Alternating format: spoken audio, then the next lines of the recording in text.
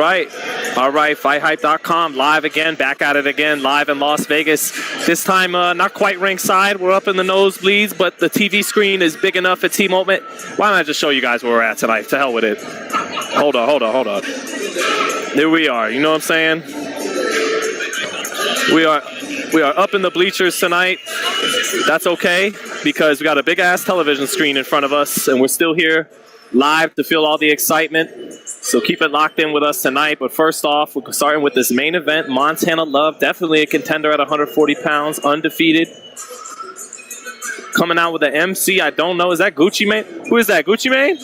No. Who is that? Kendrick. Who's up?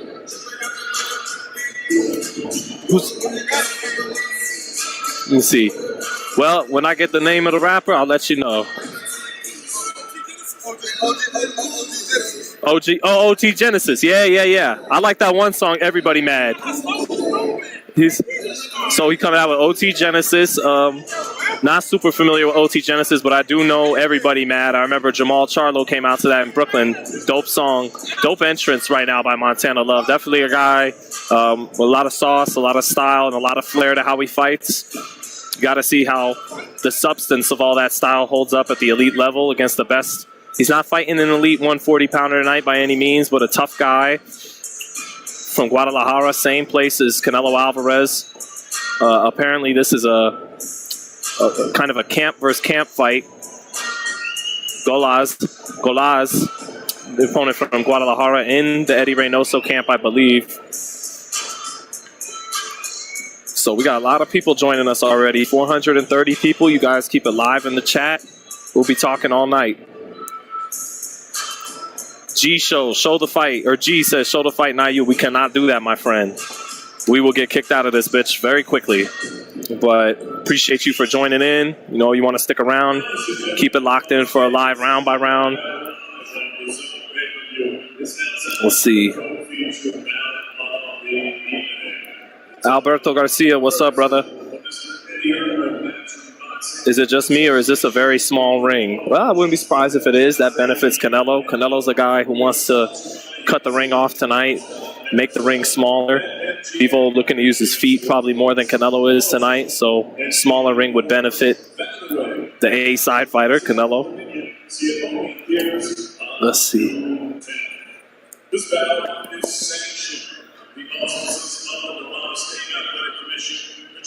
Montana Love knocked out Baranchik on the Jake Paul Tyrone Woodley card. It was a breakout performance. And then last fight on DAZN on the Devin Haney, Jojo Diaz undercard, fought a middling opponent, torched him out in short fashion, looked very good. Smart matchmaking by DAZN that night, trying to make their new signee look good.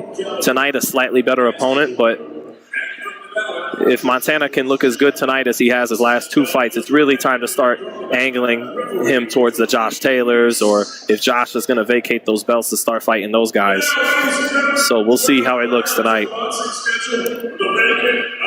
What time does the Canelo fight start at? This is the last fight before the main event, so Canelo will probably be starting in roughly an hour, probably around 45 minutes to an hour, depending on how long this fight goes too. But the earliest he'll probably be walking out is 8:15, and the latest 8:45. Cut your emo hair, not good for boxing. I don't know, I just can't find another look I'm comfortable with just yet. You know, you got to see me in person. It looks better in person than it does on video. Joseph Cordero, what's expected time for Canelo Bivol? It looks like you still got an hour, bro, if you're looking to put in a bet at Red Rock.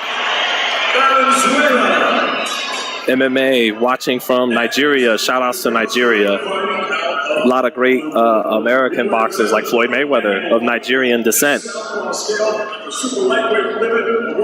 Do we know how much Canelo weighs tonight? No, not yet, at least. Maybe they'll let us know on the final tail of the tape before main event time. Montana Love now getting his ring intro from Cleveland, Ohio, from the Midwest, where many of the great fighters are from. Top amateur. Getting lots of boos here, and that's good. You want a reaction, whether it's negative or positive. Anything but indifference. And Montana's smart with his marketing the last couple fights, bringing a dog, wearing $1,000 jackets. Here we go, center ring instructions, and we are set to watch Montana Too Pretty Love in this co-main event from the T-Mobile in Las Vegas.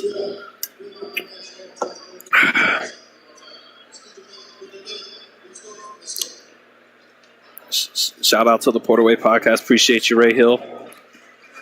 BG, love it, bro. Love it. Thank you for that. Thank you, Terrence Johnson. You're the best, man. Christopher Brown, you guys are awesome. Thank you. Thank you. Just and keep in mind, I can't get too loud. I got other people, media beside me, want to enjoy the fight too. So kind of keep it at this tone throughout. But here we go. Round one, Montana Love. Blue and white trunks. Kind of almost in the skirt style, kind of like you'll see guys like Camacho wear back in the day, but not quite that. More like tassels off his trunks, but Montana in that southpaw stance, just feinting, hasn't opened up yet. Makes Galazzo fall short with his jab 3 times now to start, but Galazzo's getting off first, but well short with the jab. Center ring, both fighters. 1-2 by Galazzo. Montana Love still yet to open up. Trying to probe with his lead hand a little bit. Backs off. Makes Galazzo short with a 1-2 again. Montana dipping down. Putting his lead hand up high as he dips down a little bit. Using a little upper body movement as Love. Pawing with his jab. Galazzo gets in a little bit of a right hand to the body, but it was mostly parried by Love there. Love, again, still really yet to open up with even a sharp jab, just pawing with the lead hand slightly. There's a counter left by Montana Love, very fast, straight left hand down the pipe. And you saw the speed. Nice straight left hand there by Montana Love. 1-2 by Montana Love gets in now. Center of the ring. Galazzo shoots a jab to the body, but Montana Love quick to counter up top. 1-2 again by Montana Love, shooting a very beautiful straight left hand, sharp down the pipe in round one. Not active in the first 2 minutes, but definitely winning this round off those 2 straight left hands. Good right hand by Galazzo there, though. Reaches over the top with a right hand set up by the jab. His first real shot of the night. Again, center of the ring all round here. No one's back near the ropes. Center ring, nice right hand to the body off the jab for Galazzo. Slow pace here in round one. Pace that favors Montana Love. Straight left down the pipe by Montana Love. Another left hand, 2 left hands by Montana Love land cleanly. Again, beautiful straight left hand tonight so far by Montana Love. 30 seconds left in round one. Check right hook drops Galazzo. Beautiful. Galazzo tried to open up, but a check right hook sends him to the canvas in round one. Galazzo not hurt, but was caught flush, and his hands felt with his hands first. Hands touched the canvas, and he's down in round one. Nice check right hook by Montana Love. In complete control right now in round one. Montana Love just missing with a counter left to end round one. 10-8 round from Montana Love. Landed about 3 or 4 beautiful straight left hands down the pipe. Forced Gonzalo to open up, reach for his punches, and he checked him with a right hook coming in. 10-8 Montana Love. Let's see what you guys got to say in the chat for a minute here. Dusty Cole, what's up, brother? Doing good, doing good. Just happy to call the fights. A lot. JMS, much love to Los Angeles.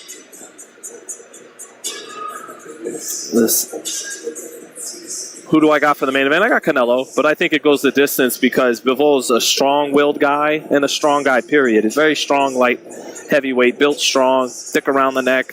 Canelo stops him. That really says a lot about Canelo's punching power these days in these divisions, but I think Canelo will have to bring out the tool set, and he'll win this fight comfortably by decision. So, but we'll see. I know a lot of people, media up here who tonight are picking Bivol to upset. A lot of people think it's going to be a tough fight. I think that notion caught momentum as the fight drew closer, but we'll see. Round 2 now. Montana Love not too concerned with really shooting the jab right now. Oh, he gets dropped just as he tries to shoot a 1-2. A left hook drops Montana Love.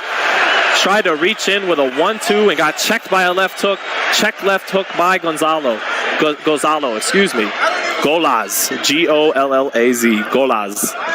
But that's a left hook knockdown for the fighter from Guadalajara, Mexico, Golaz. Both fighters down now. Montana with the knockdown round 1 and gets dropped in this round. Straight left by Montana, but Montana now using his legs more after getting tagged. Right hand gets in for Golaz. Montana didn't take too many steps back in round 1, but that left hook got his attention, and now he's, straight right hand by Golaz, lands on Montana Love. Straight left comes back from Montana Love. He almost walked into an uppercut opening up there. Right hook by Montana Love lands, but still not on the best legs. Montana Love back near the ropes now.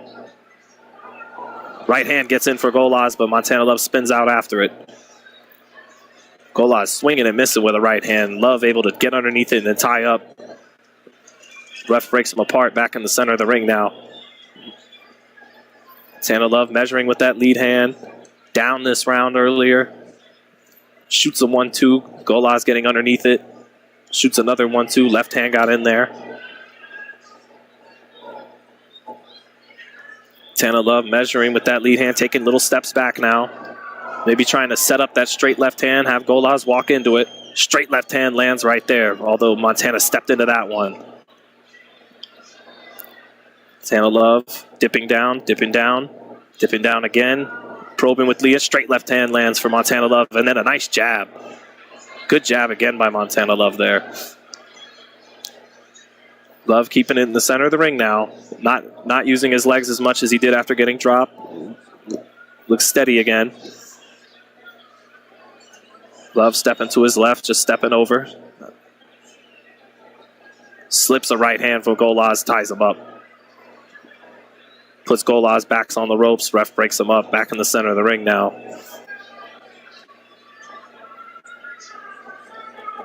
Love probing with the lead hand again. Looking to set something up. Straight left hand right after it. There it is every time. Love touching with the lead hand. Steps over to his left. Touches again. Moves his waist a little bit. That's it for round 2. Oh, right hand at the bell by Golaz was right at the bell, almost a second late there. But 10-8 round for Golaz. Montana Love trying to open up with a 1-2 and got caught with a left hook in the middle of that. So it was a check right hook for Montana Love in round 1, and then he got dropped by a check left hook in round 2. 18-18 after 2 rounds. Solid fight so far. Montana Love, though, able to really be in control of the round after being dropped. Golaz not able to do too much to follow up on that knockdown there in round 2, but nonetheless is evened up at 18 after 2 rounds. Let's take a look at the replay here. Montana jumping in with a 1-2 and got nailed with a left hook. Left hand falls to the canvas along with his knee. That was a knockdown. Montana Love maybe wanting to open it up a little bit too early, thinking he had Golaz after dropping him in the first.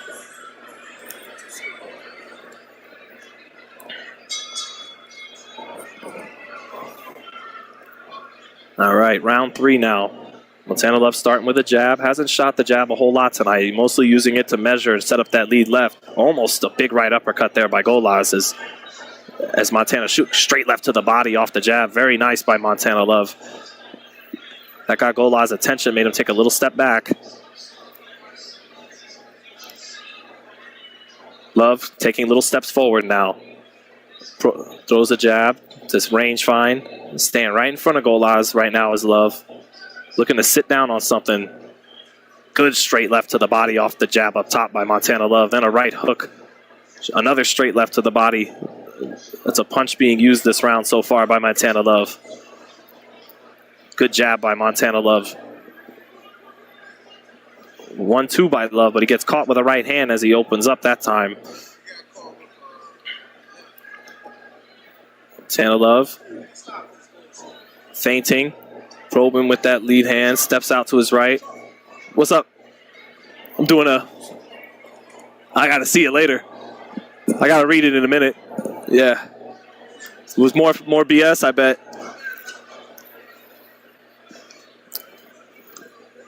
Got some friends here ringside, up here in media row. Love stepping out to his left. Not a whole lot of action happened there during that sequence. Montana stepping to his left, shoots the jab. Steps to his left some more now. Range finding, steps out to his left. Just moving to his left right now is Love. Trying to set something up. Straight left hand off the jab, lands there. Shoots another 1-2. Golaz getting underneath it that time. Now Montana Love moving to his right.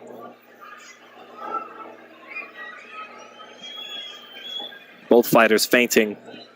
Love stepping to his left after stepping to his right now. Changing directions. To his left, now to his right, Love. Looking to set things up. Good jab by Montana Love. Steps out of range. Now steps back in range. 1-2. Golaz getting away from the 1-2 there. Golaz short with his jab. Golaz shoots a body shot, two-piece to the body, but Montana Love gets his gloves in the right spot to catch those shots. Big swing and a miss on the left hook by Golaz there. Montana Love fighting at long range right now after fighting at mid-range for a lot of this fight. He's taking a little bit of a step out. Now he still plants his feet, stepping back in. Love with his feet planted. Little baby left step to his left, shoots the jab. Feet still planted for Montana Love. Little inch back, looking to have Golaz walk into something. Just misses with a right hook. Good right hand for Golaz. That's a good right hand by Golaz, but he let much of the round get away from him there. Score that round for Montana Love. 2 rounds to 1, Montana Love. 28-27 after 3. Let's see what's up with the chat, baby. What time is Canelo fight? This is the co-main event. After this fight is Canelo Bivol. Someone asked, is the arena empty? It's not packed yet. It's, I want to say a little more than half full. But I imagine it'll be pretty much at capacity for main event time. But right now, not so much. Keep you updated on that.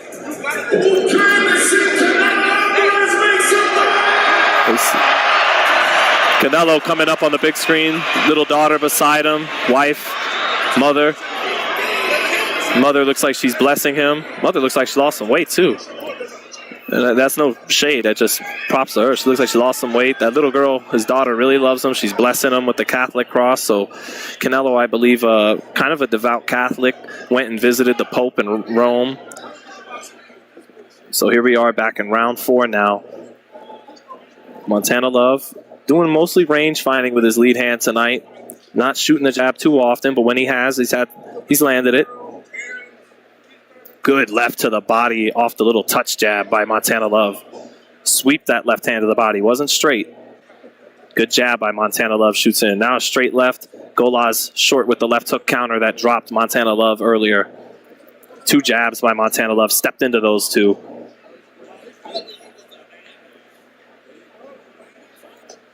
Montana Love stepping over to his left. Stepping over to his left. Now bounces out to his right. Back to his left.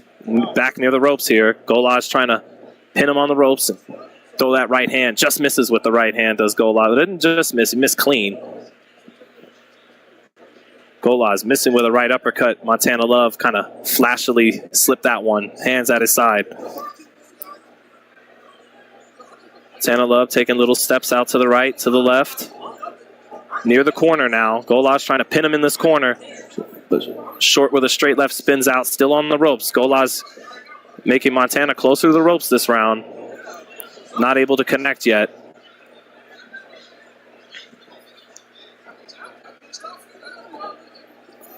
Montana just missing with a left hand.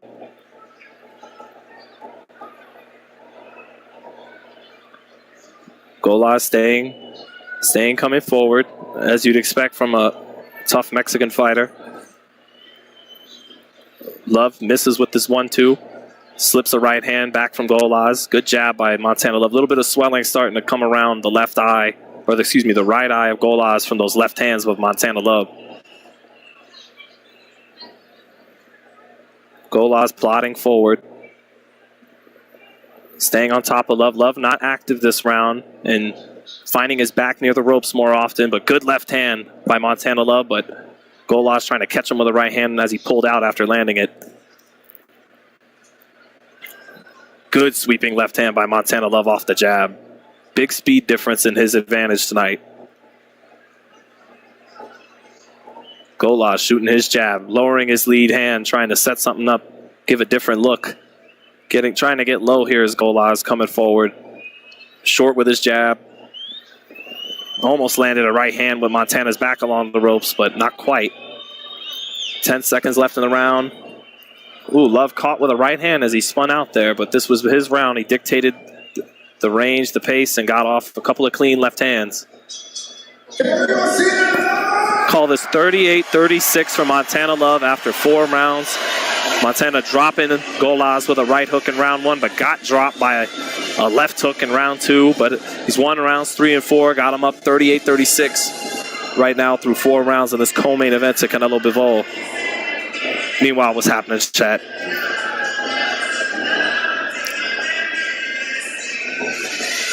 I'd say, someone please tell me I don't have to watch commercials during the main event.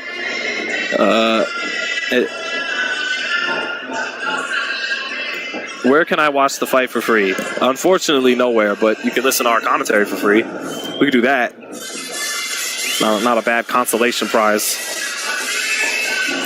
And again, I like to call the main event action kind of like a modernized version Don Dunphy in the 50s who called all the Sugar Ray Robinson fights. You know, and there's a hard left hand by Ray Robinson who went to the body again. And another left hand to the body. And LaMotta continues to stalk, but Robinson using his movement, using his feints, constant jab, setting up combinations, you know. So it's a true round by round. Don Dunphy was the man. So here we are now in round 5, 20 seconds into it. Love short with a 1-2, or not short, but Golas able to get underneath it. Golas shooting a right hand. Montana taking that step back and parrying. Straight left hand by Montana Love there. Lead left hand it was. Not off the jab like it's been most of the night for Montana Love. The little touch jabs been setting up the left hand to the body and to the head beautifully.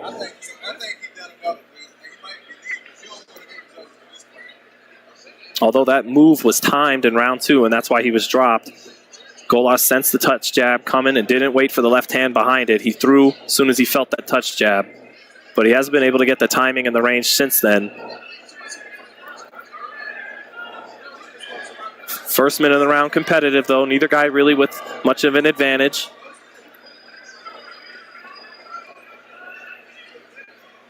But 12 rounds tonight. Golas is going to have to hope that Montana slows down a little bit. Speed advantage been big in his favor tonight, as it will be against most opponents. He's got fast hands. I'll start to think that. I don't know, man. Pace has not been great by Montana Love these last couple rounds. He's settling into a little bit of a mundane pace, just setting up left hands here and there. But sometimes fighters like Montana Love will do this, and when you put him in with a Baranchek, you know, a style like a Leo Santa Cruz, a guy who's going to keep forward, it brings the best out of them because it forces them to be active. Tonight, Golas, after feeling those left hands early, immediately had respect for Montana after getting dropped. So Montana's been able to control the range all night and had the superior speed on the outside, picked his spots to plant his feet and land some nice hard left hands. Right now, not doing much. 45 seconds left in the round. Not a whole lot to choose from this round. Golas staying on top of Montana. Montana just taking steps back, taking steps to the left and the right, not opening up much this round. Golas shoots a right hand. Montana Love, good defense, makes him miss it clean. Golas trying to counter with that left hook after a 1-2. Neither fighter landing there. Good jab by Golas, and then he shoots a right hand off. Another jab. Close round.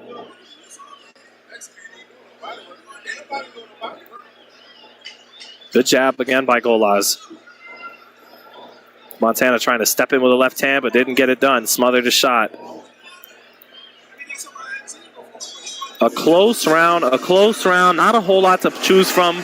In terms of clean punches, maybe you give it to Golaz because he stayed on top of the guy the whole round, but he wasn't really effective either. Largely a nothing round, but we'll see who gets that on the cards. So depending on if you scored it for Montana Love, it's 48-45 Montana Love. If you scored it for Golaz, it's 47-46. So either way, Montana Love up by a point or 3 points, depending on you scored the 5th round. Tempted to give it to Golaz because judges tend to favor the guy who was a little more aggressive when the punches landed were equal or there wasn't much to choose from. But it was Montana Love dictating the range and the pace. He just didn't get off much. You look like Dr. Hook. I don't know who Dr. Hook is. Get a haircut. No, I'm good. I'm good, bro. I don't want one yet. Canelo fighting already? No, we are next. That fight is up next. We're in round 6 of the co-main event. Montana Love versus Golaz from Guadalajara. So far, Montana Love ahead in this fight. The faster guy, more athletic guy. Sharper punches. But he was dropped in the second and last round. Didn't do much. Good right hand to the body by Golaz there. Here in round 6. Have seen Montana Love slow down a little bit. Montana staying in the center of the ring now. Takes a step forward with a left to the body, but Golaz able to block it. Shoots his own jab now, Golaz. Golaz dropping his hands a little bit, trying to give some different looks here. Golaz off with the uppercut, shoots a right hand right after it. Montana, good defense on both punches, getting away. Golaz short with the jab. Montana Love. But Golaz ahead in this round a little bit right now because he's just being a little busier and he's staying on top of Love. Love has to pick up the pace a little bit. He wasn't fighting at a great pace earlier, but it was definitely good enough. The last 2 rounds, he's slowing down on his punch count.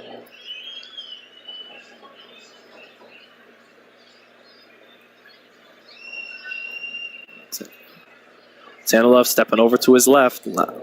Shoots a straight left to the body. Shoots a 1-2 up top. Golaz getting out of the way of it.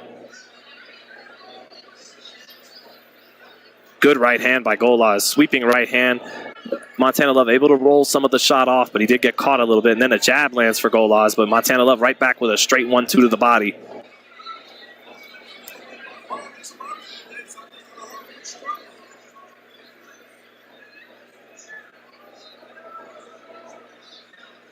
Both fighters stepping in with their backhands. Both smother each other. Neither guy landing their backhand shot or their brick, as some people call it in the boxing gyms. Montana shooting 2 jabs. Golaz getting away from both of them. Now stays back on the front foot. Crowd getting restless. Not a great action fight by any means. Good jab by Montana Love. Steps off to his right after that to get out of the way of what's coming back. Love staying in front.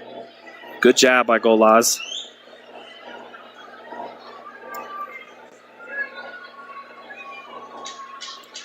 Last 10. Good little check right hook for Montana Love. Not a whole lot to choose from in rounds 5 and 6. Montana Love's pace coming down, but Golaz not really able to take advantage of it or land anything clean to the body or head. Got off a sweeping right hand that Love rolled, but got hit with a little bit too. But again, uneventful 5th and 6th round. Maybe the judges give an edge to Golaz because he's the aggressor when not much is happening, or maybe they give it to Montana for controlling the range and the pace that these two are fighting at. He definitely looks like the more in-control fighter, but I don't know if it's fair to score rounds on, body language and dictating the pace necessarily. At the end of the day, we want to score rounds off clean shots, but there hasn't been a whole lot to choose from these last 2 rounds.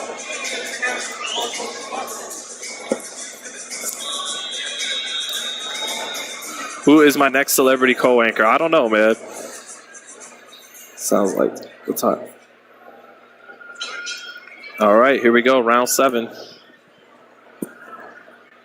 And when co-main events kind of fizzling, you know, not bringing the heat, it's when the crowd gets restless and they're saying, well, if you two aren't going to put on a show for us, hurry the hell up so we can get to what we wanted to see.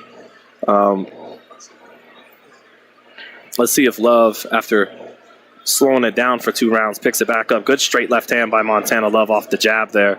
Another straight left hand down the pipe. And that was his best punch to get this fight started. Want to see him get back to it.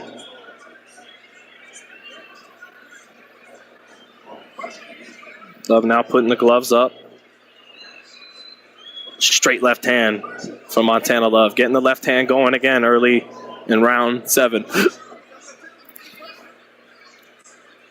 Good left hand again by Montana Love off the jab. And then a good jab. Love working much better in the first minute of the 7th than he has the last 2 rounds.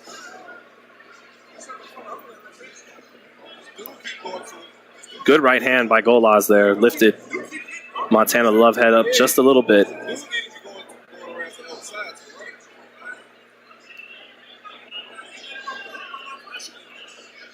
Golaz really coming up short there, swinging to the body, hit nothing but air. They're starting to look a little frustrated and dropping his hands like that. Montana Love trying to step in with a sweeping left hand off the jab, but Golaz getting underneath it there, moved his head, ducked below. Crowd, a little bored. Booing starts. Montana Love backing away, back near the corner. Spins out of there.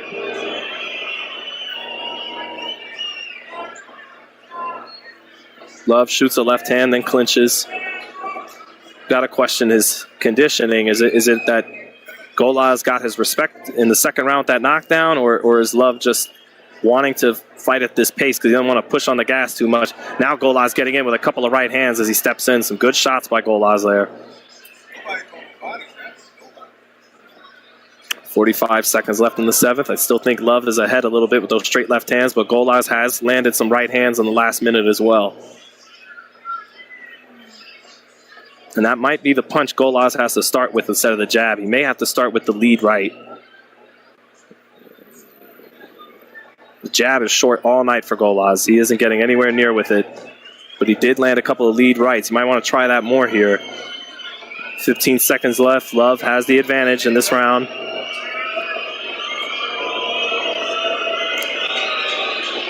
Bluebirds coming down. Straight left by Montana Love. Got Golaz to walk into that one.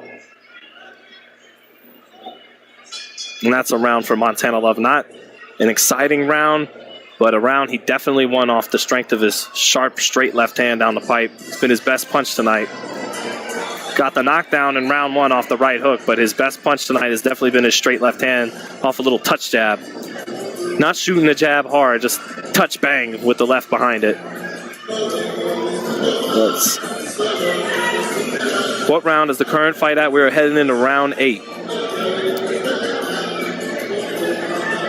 Shout out to my wife in the chat, Samantha. Love you, baby. That's right. My wife, family from Mexico City, not too far from Guadalajara, so I'm sure you're supporting Canelo tonight, babe. But here on FightHype, keep it down the middle. Whoever wins that round, we call it like we see it. All right, here we go. Round 8 now in this co-main event. Crowd not loving the action. Montana Love off his hand speed and smart movement to the left, to the right, little steps back, and then at times planting his feet. A lot of the offense just coming off the straight left hand tonight. Golaz misses with a 1-2, falling short with his punches a lot. Just little half steps, keeping him out of range, kind of like we saw Shakur Stevenson do to Oscar Valdez last week. Not any big defensive moves to make these guys come up short with their shots, just good knowledge of their distance and knowing when to take that little half step back to make a guy fall short. Love maybe trying to set up something a little big there, kind of doing a couple of different looks with his feints, extending his arms out in different directions, maybe looking for an uppercut or a hook here, not just that straight left. Throws the straight left there, but maybe he's looking for something else now. Straight left's been there all night. Golaz comes back with a pair of 2-punch combinations, not able to land clean. Good left hand again off the jab by Montana Love, and then another jab, left hand for Love. Able to get his hands up, back for the looping right hand counter of Golaz. Now he turns him in the center of the ring. Montana trying to counter with step in and counter with a left hand as he makes Golaz reach, but Golaz able to get out of the way of that shot too. Hasn't been terrible defensively, Golaz. Face isn't all marked up, some swelling around his right eye. But he's been hit with the straight left plenty of times, but he slipped a number of them as well. Golaz short again with the jab, just short with the jab most of the night. Again, might want to try that lead right hand against the southpaw.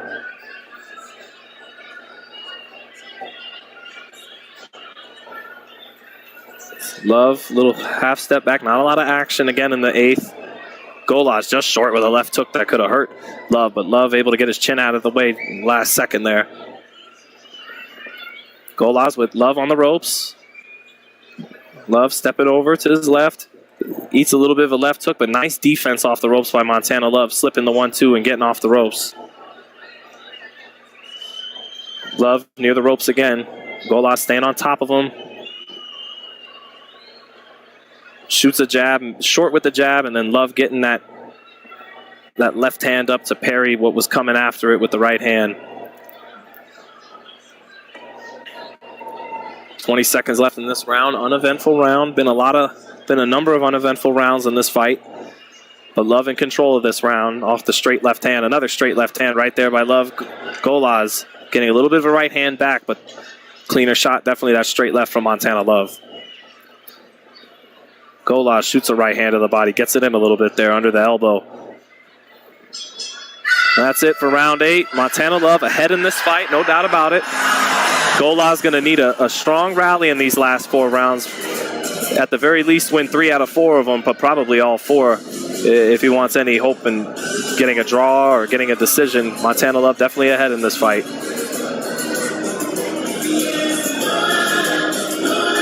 Canelo is Irish. You know what's funny? I talked to 1992 silver medalist, former WBC bantamweight champ, Wayne McCullough, and Wayne loves Canelo. I'm talking to him last week, the night before Valdez and Stevenson, and he's like, Canelo's Irish, right? And I said, what do you mean? He goes, Patrick's Battalion, 1846.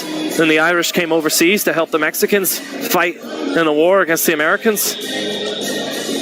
He was joking. He thinks Canelo was a part of Patrick's Battalion, that he really is Irish. You gotta love how people try to claim it for their own. But of course, Wayne was being funny. But interesting bit of history that I guess the Irish did fight alongside Mexico at one point in 1846.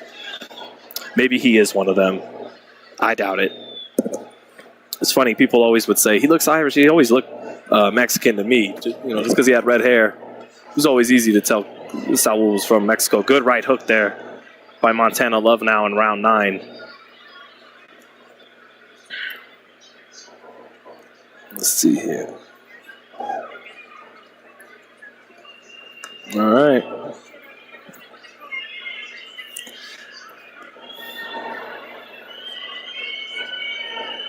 Short with the jab again, Golaz. Practically all night short with the jab. Straight left hand from Montana Love. Tell me if you've heard that before, but a right hand gets in for Golaz. And then he almost got Montana. He hasn't been able to get Love to exchange. Montana Love with the pop shot all night. The pop shot, straight left hand, and that's all he's looking for. Does not want to get caught into exchanges or, get greedy with combinations. He's been content to touch with the jab and land the left hand to the head and to the body at times, but not looking to bring anything behind that shot or stay in there in exchange. And it's working for him in terms of winning the fight, but not as impressive tonight as his last 2 fights. Straight left to the body by Montana. Golaz trying to counter with a right hand, but Montana Love getting his hands up and then get into the clinch.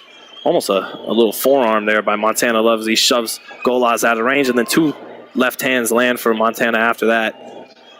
There's a jab from Montana Love now. I'd like to see him maybe put 3 together.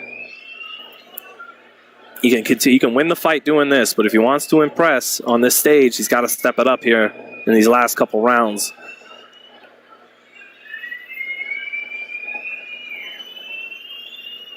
Love with caught Golaz stepping in, missed the first left hand, but sweeped the second left hand, landed it good there.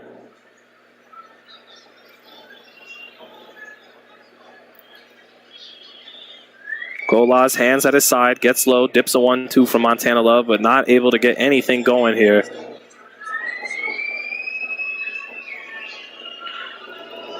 Right hand kind of partially lands, but most of it blocked there by Montana Love. Crowd booing. Montana Love not looking comfortable picking up the pace tonight for whatever reason. Maybe it's doesn't want to get into exchange with this guy, or maybe it's he doesn't trust the gas tank, or maybe it's just he's the kind of guy where if you let him win the fight off the pop shot left hand, he'll just take that all night and take the victory and not take too many chances. There's a straight left to the body and then a right hook up top by Montana Love. Good shot right there. And then another straight left to the body. And that's another Montana Love round. Not the most eventful or exciting, but in clear control of this fight is Montana Love. 3 rounds left. Canelo is from Jamaica. I haven't heard that one, Zebra 3. I've heard Irish, but not Jamaican.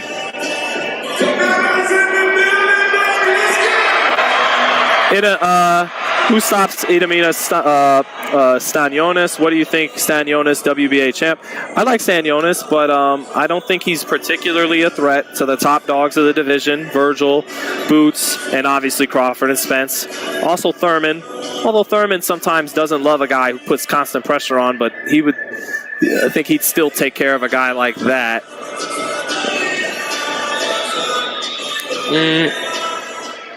1 second here. We got media checking things.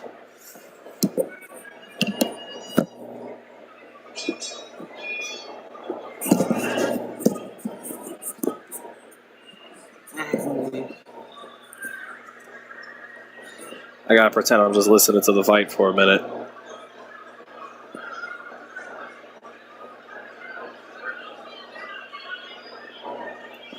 And we are... All right, round 10 now.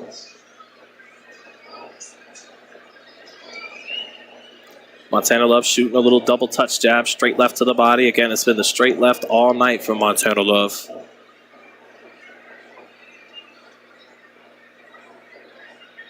We do not want security to see us.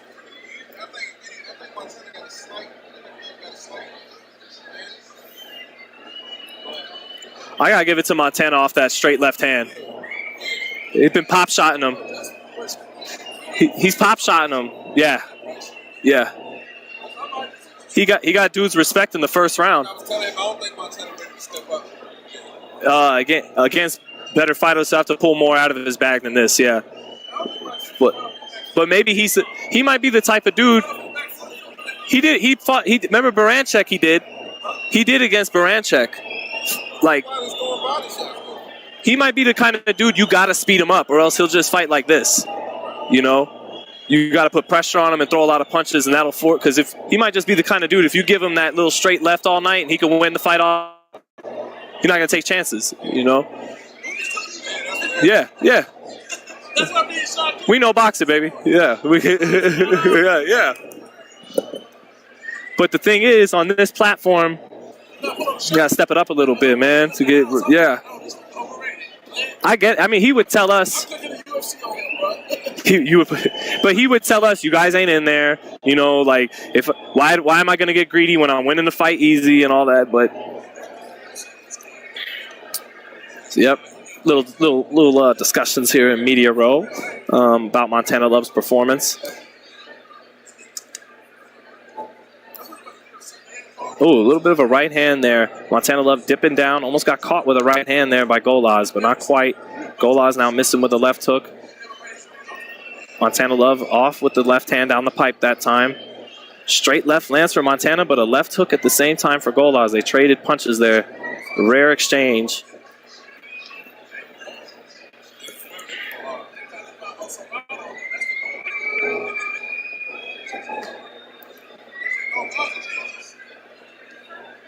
Montana Love short with the left hand off the double jab. Slips the sweeping right hand.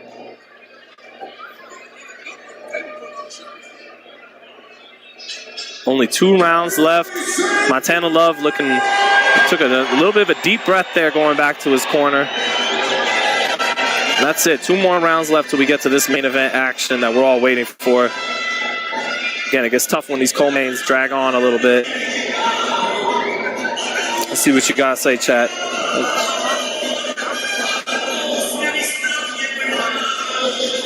Whatever happened to Friday Night Fights? Well, what happened to Friday Night Fights was ESPN, I think with PBC first, Leo Santa Cruz may have fought Abner Mares, their first fight on ESPN. And so when PBC and then later on Top Rank, obviously, put on higher scale fights, because Friday Night Fights was like similar to FS1 Fight Night, you know, low budget, good matchmaking, sometimes a hot prospect, but it was low budget, like I think 20 to 50 grand was their budget for the main event. So once ESPN got into real championship boxing, Friday Night Fights dissolved. So that's what happened there. I think a lot of us missed that. Oh, straight left hand by Montana Love. That was a clean shot. I think a lot of us missed the charm in the in-studio segments with Brian Kenny, and before him, Max Kellerman when he was in there. They had some of the best in-studio segments. It was like a boxing fan's delight. It was our 2 or 3 hours where, you know, the sport actually was on the worldwide leader. And sometimes sometimes hearing Max and Brian Kenny and Teddy talk about the big ones coming up and not just the fight. Good right hand by Golaz as I'm talking about this. Was a treat for us boxing fans, and I do miss that. Sweeping left hand off the jab by Montana Love. Landed on the top of the head as Golaz got his hands up.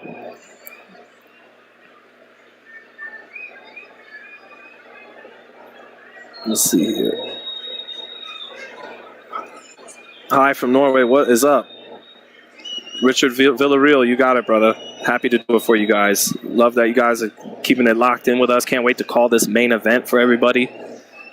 You know, we call it right down the middle on Fight Hype. No bias scoring. Last week, I may have given Valdez an extra round that he didn't deserve because in the arena, especially 20 rows back, things are different, and some of those body shots look more effective than they really are. And then Shakur was pulling away last second from a lot of the lead right hands of Valdez, and live from 20 rows back, you couldn't tell if those were landing at times or if he got out of the way at just the last second. So I think I may have had that 16-11 instead of 17-10 like it should have been. But with as high as they fucking got us tonight, I'm saying fuck looking in the ring. I'm just going to look at this big-ass screen at the T-Mobile Arena, so I won't be missing anything on this round by round. Good jab by Golaz, but again, no pace right now by either guy. Golaz not really willing to commit and open up too often, too consistently, because he gets tagged by the straight left hand of Montana Love. And Montana Love, again, content to land that pop shot and cruise to a victory tonight. Maybe was thinking of putting on more of a show, but that knockdown in round 2 where he got dropped by a check left hook after dropping Golaz in round 1 with his own check right hook, maybe that made Montana decide to play it a little more safe.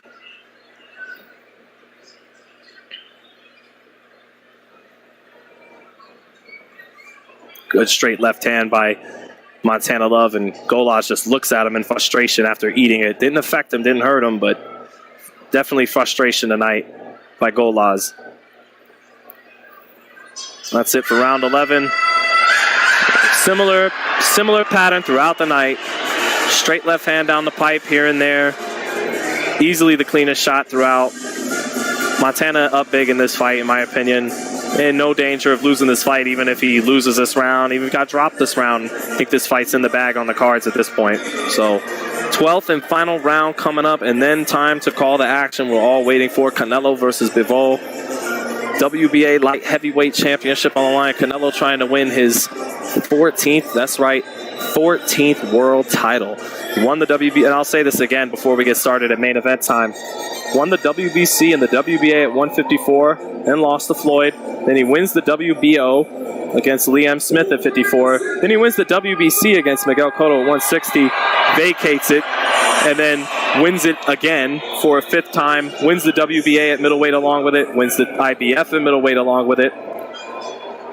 Then he jumps up to light heavyweight and wins the WBO light heavyweight title.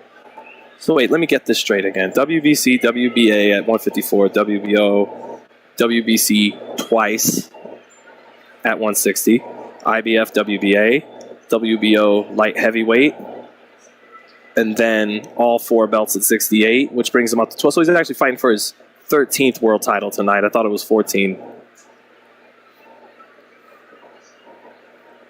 So here we are, round 12 in Montana Love and Golaz from Guadalajara, Mexico. Again, Golaz just short with outside of dropping Montana Love with a left hook when Montana Love maybe reached for a 1-2. Hasn't really done anything in this fight. Montana Love controlling the fight with his range and speed, solid, very good defense, and that left hand, make no mistake about it, is a very nice left hand, straight as an arrow, fast, down the pipe.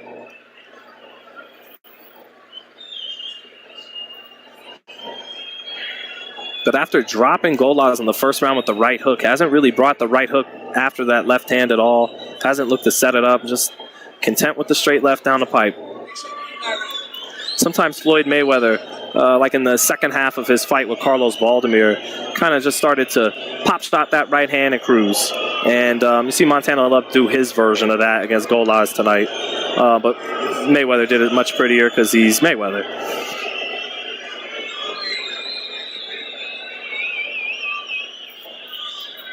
Straight left by Montana Love. That was a hard left hand, too. Knocked the head up of Golaz. Golaz had to feel that one.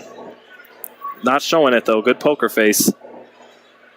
It's one of the best straight lefts of the night so far for Montana Love. Love does seem to have some pop in that left hand because he immediately got the respect of Golaz. Golaz respectful of the range, not wanting to just walk into that shot. Golaz shoots a 1-2. Another little bit of a right hand gets in for Golaz, but Montana Love tying him up. 30 seconds left in this fight. Another right hand for Golaz. Definitely too little, too late. Right hook lands for Montana Love that time. Golaz getting a little wild coming in. And sometimes you'll see fighters do this. They weren't really willing to take those chances and dive in as the aggressor, but in the last 10, 20 seconds, they try to make a point to the fans. Good check right hook by Montana Love as Golaz got a little wild. Left hand by Montana Love, and that is it. Not the most impressive performance by Montana Love, but a fight where he won my card maybe 9 or 10 rounds. I thought Montana won easy. I did too, but that little last showcase, I don't know. Nah, I'd be surprised. I think he won this shit pretty wide, like 9 or 10 rounds. I did too. Yeah. Let's see here. Show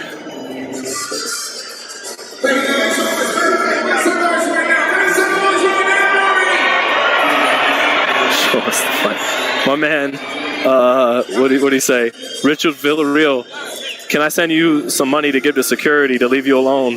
It's like, I would love that. Canelo ducked Muhammad Ali. That's a new one. Canelo ducking Tupac. That's my favorite one.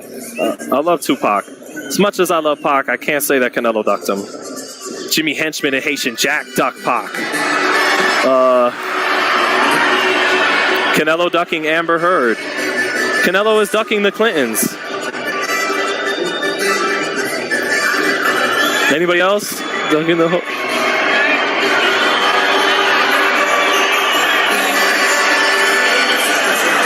Canelo now in the dressing room, warming up on the pads. Great offense to defense combinations with Eddie Reynoso. Catch, catch, slip, slip, combination.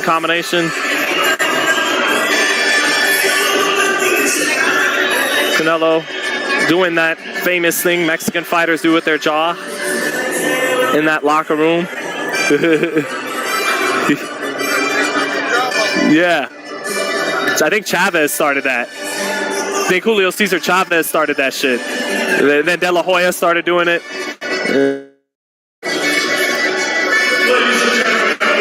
I don't know how much it actually helps, but it looks like it's like, all right, here we go. Unanimous decision incoming from Montana Love.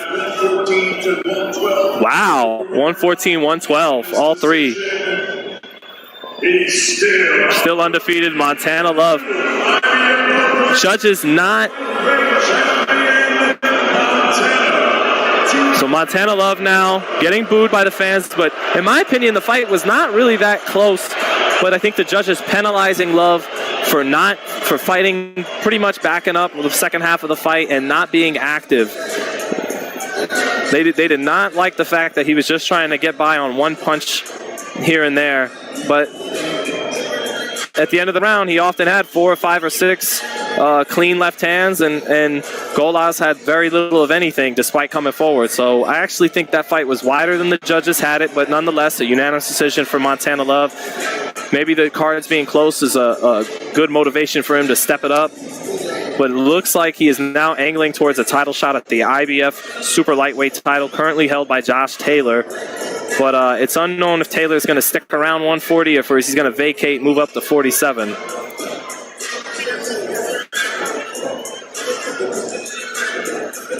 Based on tonight, it would be an interesting fight with Josh Taylor, but I imagine Taylor, despite most people thinking he lost to Jack Catterall last time, would probably be a favorite in that fight.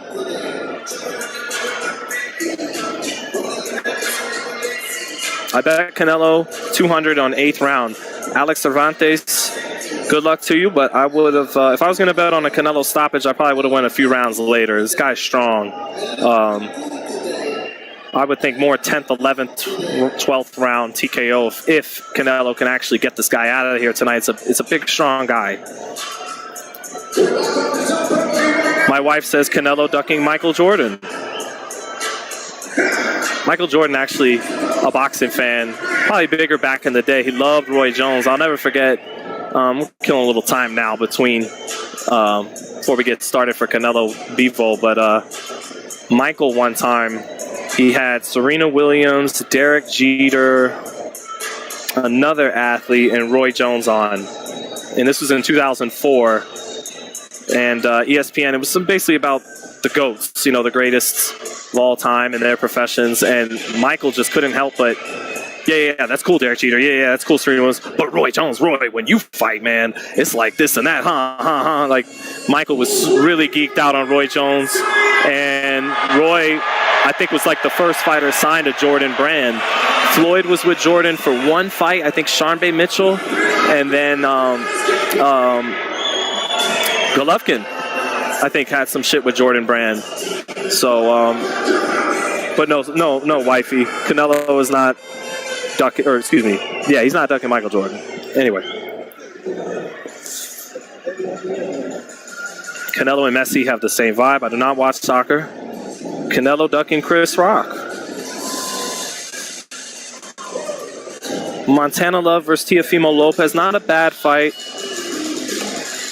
But I think Teofimo is headed towards the WBO title first at 140. I've heard we might see him fight Liam Paro if Taylor decides to vacate and move up. And Montana is angling towards the IBF title.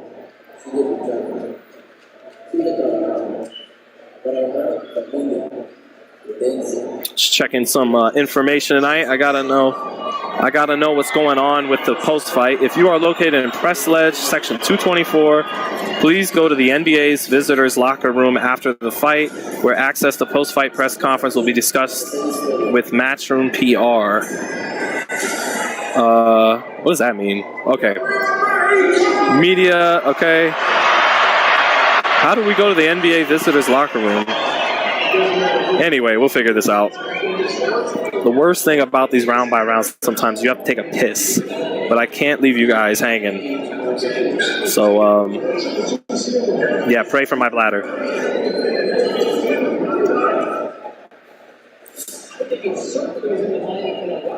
Got Dean Sizer says, cut that mop on top of your head. I don't feel like it, bro. I can't think. I used to have a taper fade in high school, and that looked good. I had a sweet lineup, but I don't know, man. This is me. This is the natural me, bro. Let's see. Canelo ducking Jake Paul. On the low, knocking out Jake Paul would kind of be a good look for Canelo if Jake keeps this fame going, because so many people want to see Jake Paul knocked out.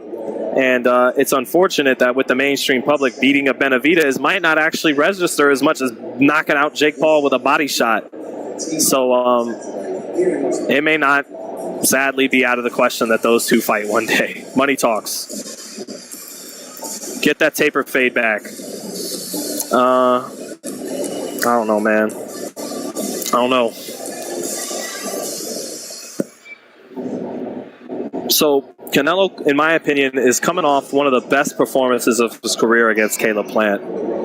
He was, Plant landed that jab at times, but for the most part, it was beautiful the way Canelo would move his head and parry down that jab, and stepped in range at will, got him on the ropes at will, killed the body with the same combination. It was a beautiful two-piece. Sometimes it would be left hook, right hook. Sometimes it would be the right hook, left hook.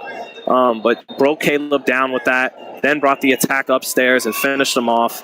I thought that was one of the easily top 5 performances of Canelo's career. It shows the improvement that he used to, and Miguel Cotto, of course, is a greater fighter, definitely, than Caleb Plant, Hall of Famer. But it says a lot that Canelo couldn't stop a small 54-pounder in Miguel Cotto back in the day, and now he's bulldozing super middleweights. And, because in the ring it ain't pound for pound. Those guys, Plant and Saunders, at 168 pounds with good movement, should be harder to stop than an aging Miguel Cotto, who was, again, a small 154-pounder. They fought at 155. So it just shows the improvement by Canelo.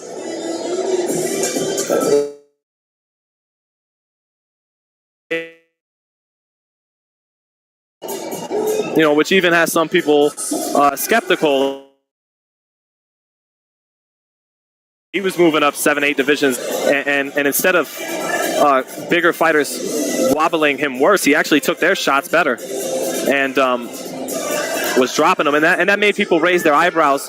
But then at the other side, when I went back and watched Canelo against Golovkin in that rematch, he was kind of thin. I didn't realize, now that I have his frame to compare at 68 and 75, he did look a little thin at middleweight. So, and Pacquiao as well was thin at 130 and 126. So even though those felt like their normal weights, maybe they were able to really grow and fight at their walking around weight that comfortably, because that's really what Canelo's doing tonight is what Pacquiao did once he got to 47. These guys are kind of fighting at their walking around weight. They're not losing 15 to 20 pounds to make the weight like most fighters do in their given weight class. So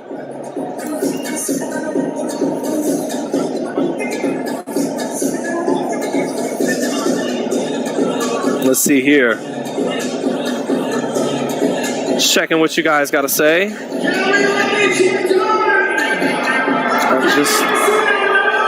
I just hope this won't be a one-sided totally, says Kira. I think early it'll be competitive. Looks like the Ratatouille movie character. I'm not familiar. I'd have to see a picture. Speed beats Canelo, not power. Well, the one time he was beaten, it was certainly by the speed and skills of Floyd Mayweather. He's definitely got better since then. Of course hasn't fought Floyd Mayweather since, but against movers like Saunders and Plant, and even a slight improvement the year after he fought Floyd against Lara, even though it was a close fight, probably should have been a draw. But he already got a little bit better at cutting off the ring in 2014 after he lost to Floyd. Gotten a lot better at it now. So he has adjusted and made improvements against that style. Bivol can move a little bit, but it's super fundamentally sound is Bivol, and there's a chance here if the upset happens. It looks like the two Golovkin fights, except this time in Bivol, who has that consistent jab, that Eastern European style like Gennady Golovkin had. He might be able to take it a step further because he's fresher, younger, bigger, and stronger. He doesn't have the power Golovkin has, and though he has a good jab, Golovkin's jab has thudding power on it. I believe he dropped some guys with his jab in some of his fights. The jab is almost like a right hand sometimes from Golovkin.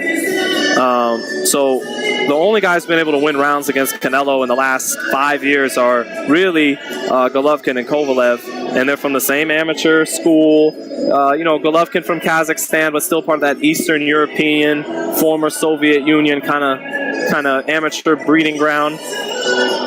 So, when you think of it from that, Bivol should be able to win some rounds in this fight.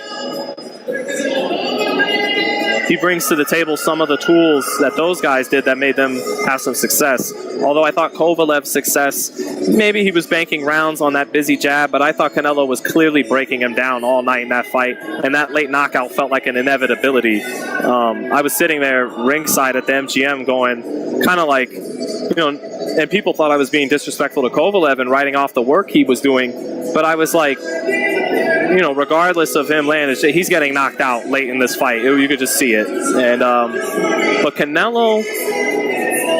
Kovalev had been knocked out twice at that point. Chinny, gas tank problems. Bivol's not chinny and doesn't have gas tank problems. He's sturdy at this stage in his life, unlike Kovalev. So if Canelo's banking on giving away some rounds and looking towards the late stoppage, that's more risky tonight than it was against Kovalev, no doubt about it. Let's see. Plant was Canelo's hardest fight at 68. I agree. Plant brought a dimension of athleticism and hand speed. I think Saunders wasn't as fast at 68 as he was at 60, so I thought Plant was a little faster than Saunders was at this stage. And Callum Smith, just a tall, lanky guy, had nothing for Canelo.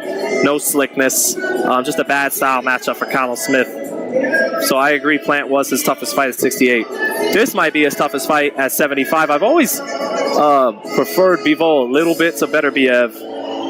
Beterbiev's a monster. People love the power, the 100% knockout ratio, but I've seen guys like Callum Johnson drop him. I've seen Vosdick bank some rounds before getting broken down and stopped. I always gave an edge to Bivol in that fight. I actually think Canelo is going up against maybe the toughest light heavyweight tonight.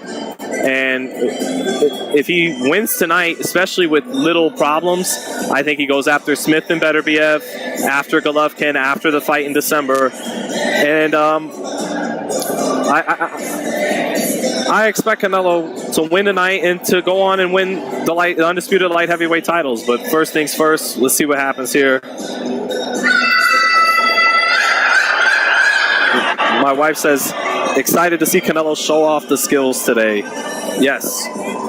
He may have to bring out more of his arsenal. He showed lots of great tools against Plant and Saunders, but walk those guys down. Maybe tonight has to bring a little bit more out of his bag against Bivol. We'll see how. The biggest question heading into this fight tonight, folks, is how's he handle the jab. If Bivol can establish his jab, we got to fight. If Canelo can take it away after a few rounds, Canelo will take over and dominate this fight. So I really think everything for Bivol tonight is going to be about the jab. You would think Canelo, with all his skills, can disarm a jab, but he never really did against Golovkin. I mean, he beat Golovkin up in the first half of that second fight and won the fight ultimately, but Golovkin's jab was in his face all night. I know some of the words to this. Cover enough fights. I know it always ends on Del Cañon. Tierra. See, Del Cañon. Tierra. I'll do it like this to the Mexican anthem, baby. Shout out Mexican fans. Love you guys. Some of the best fans of boxing. Shout out to all our fans all around the world. We love you guys. Rocking with us. I definitely know the melody of it. Usually I'd mumble around like I know the words, but you guys can hear me clearly. So I'll just stick to the Del Cañon part. See, like I know it goes na na na na na na na na.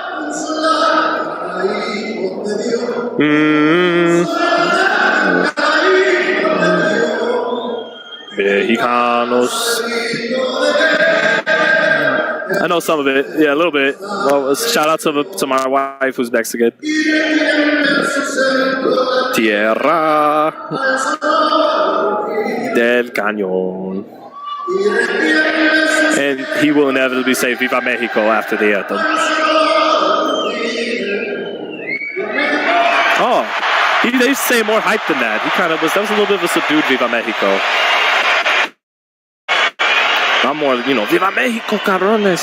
Like I like that kind. I want to get some more charged. All right. West Side Willie said, Janis Joplin looking boy. Her hair was longer than this. I mean, call me Ashton Kutcher. How about that? And now time for the greatest anthem in the history of man.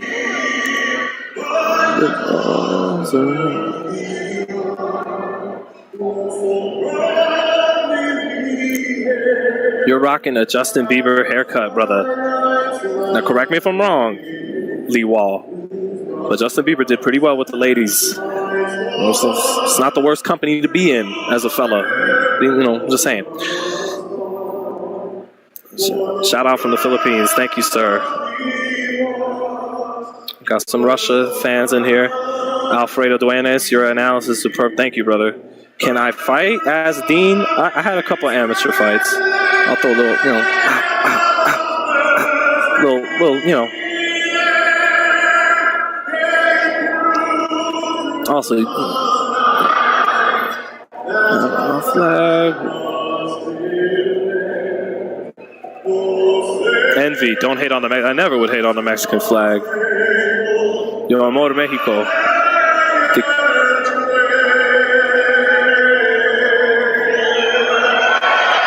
For the land of the free, except that one time for 2 years we were forced to put Marathon in the home of the brave. I always gotta make that joke during the anthem now, guys. It's just a joke. Just a joke. All right. Shout out Canada, but Viva Mexico. Do you think Bivol's size will play a factor? And I do think it'll play a factor in his ability to take a shot. I don't think he gets stopped tonight like the last two fighters, Plant and Saunders, have, and Yildirim before them. And Callum Smith may not have been stopped, but he took a beating for 12 rounds, and he was a physically big super middleweight who I think may even be fighting at light heavyweight now. So, yeah, I do think the size plays a factor in that. Again, this fight, here comes Bivol to the ring now, but this comes down to the jab. If Bivol can set up his jab, establish his jab, this fight can look like the Golovkin fights, but if Canelo, by rounds 3 or 4 or 5, already starts to take that jab away, it can descend into a dominant fight for Canelo. But we'll see. Chance of Mexico coming in now. There we go. Who's taking pictures? This little Asian guy. The little Asian guy. Damn. Chingo Bling? Black hat on with the white shirt. He right behind that black dude in black. I gotta see. But here comes Bivol to the ring in the bows and now set almost to be seen by the people in the arena. Bivol, pink font on the back of his black robe that says Bivol. This is the moment of truth, and there's no turning back. Act the fight out, says Fernando. That's a bit much. I will call the action blow by blow, but I cannot. I'll try to act out little moments that happen maybe here and there.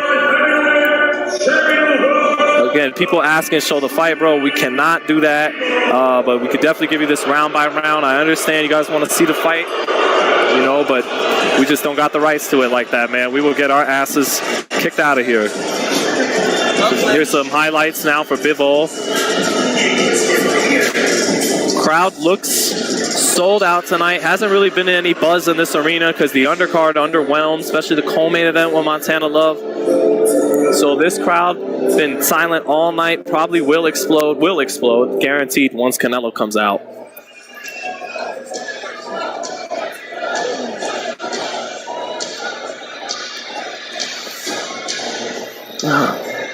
They gotta turn his music up.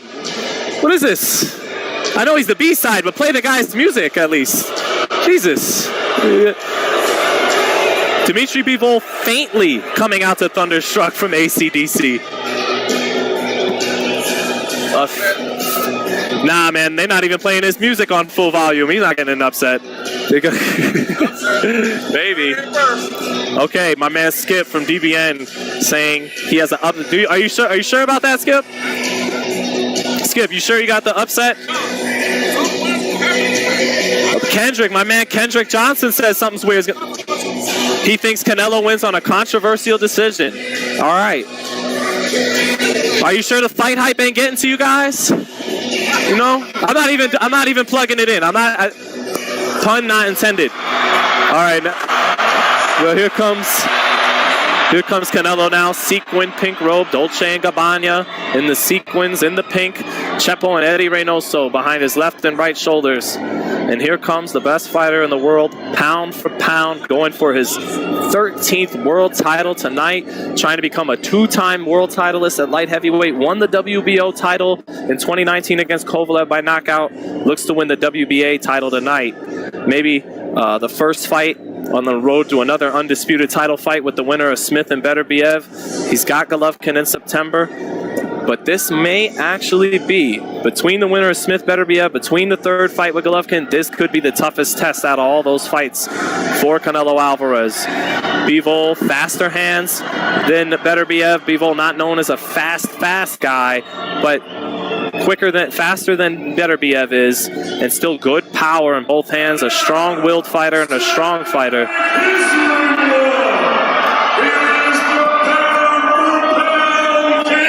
The undisputed super middleweight champion.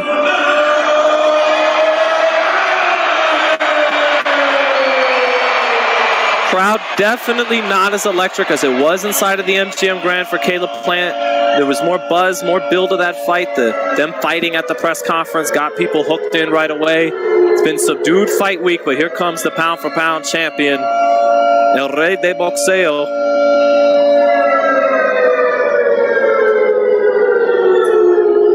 Sirens going off in the arena. Again, waiting for this crowd to explode once Canelo becomes visible to the arena.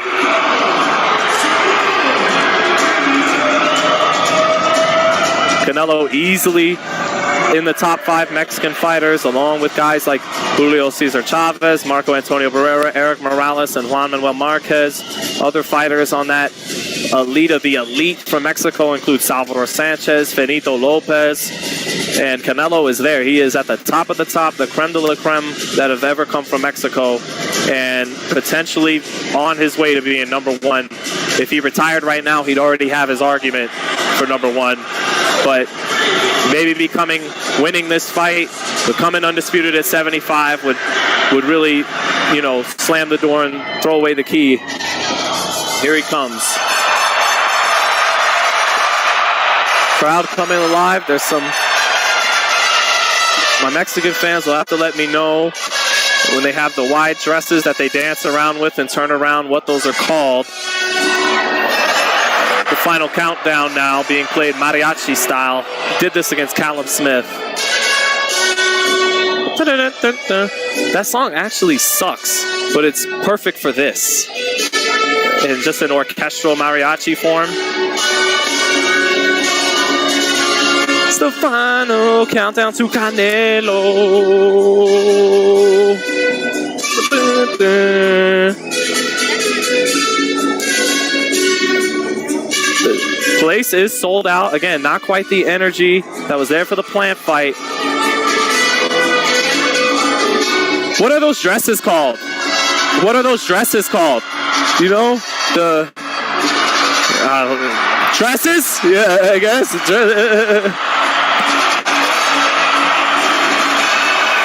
Canelo now on a platform. Sparks behind him, smoke blowing up in front of him with sparks behind him. Mexican flag waving in front. Female dancers dancing in unison with their dresses. Canelo now being elevated on a platform about, looks like 15, 20 feet in the air. Fireworks going on behind him. Big entrance for the pound-for-pound star. Canelo just standing on top of this platform, about 20 feet, taking it in. Coming out to his favorite ring song, only comes out to one song, Mexico Lindo y Querido, a song that really Canelo's popularized. Fighters came out to it before, but usually they come out to El Rey from Vicente Fernandez, No Me Se Rajar from Vicente Fernandez, but Canelo, this is his jam. Go. There we go. All right, platform lowered, and Canelo is ready to steps off the stairs of the platform, and now he's ready to walk to the ring.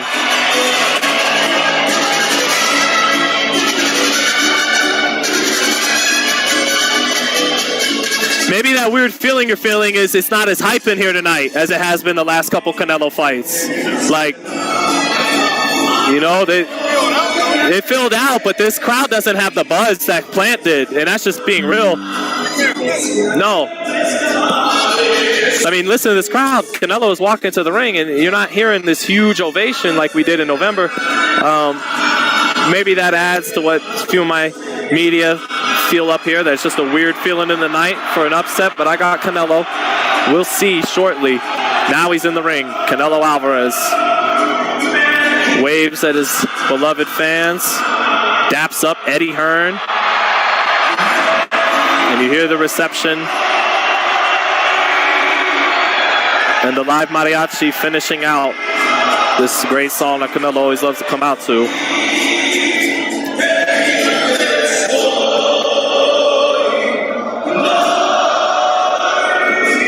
Bivol.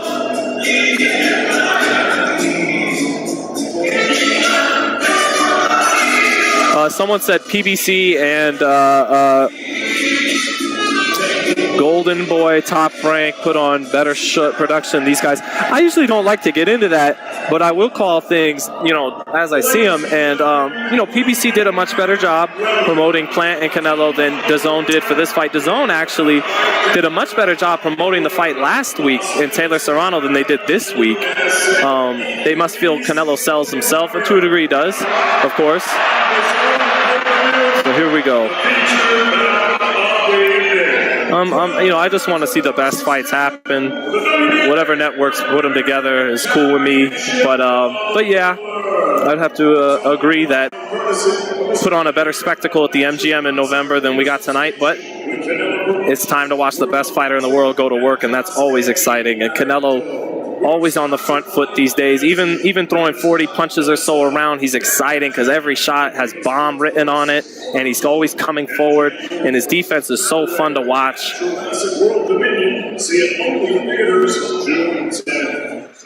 My favorite things with Canelo is just how he comes forward so slick. You know, hands up, slip under, hands up, hands slip under, and then he'll bring the lead left hand down. He could shoulder roll if he wants. He could do so much in there. It's a great fighter, but Bivol, super technically sound. Not looking afraid of the moment at all. Again, it'll come down, I said it earlier, it'll come down to the jab. If Bivol can establish his jab, this fight's going to look a lot like the Golovkin fights, and maybe he can take it a step further because he's younger, fresher, and strong and bigger. But if Canelo in the first 3 to 4 or 5 rounds can find a way to take away the jab, then Bivol will be in trouble.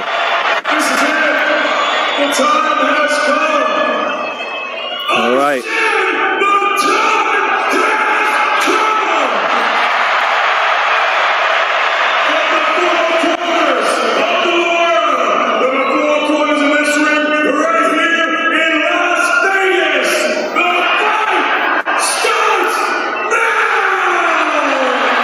Go. Let's see if Bivol gets introduced first here. He's the champion. He is. Do you guys like that in the chat? I don't know. Tonight he's the champion, so he should be introduced last. But the pound-for-pound crown holds precedent over the WBA light heavyweight title tonight. I understand that. But I'm old school. Bivol, 19-0, 11 knockouts. I think he punches a little bit better than the 11 KO show. He just hasn't been looking for those stoppages in his last several fights. But make no mistake about it, Bivol has real respectable power in both hands.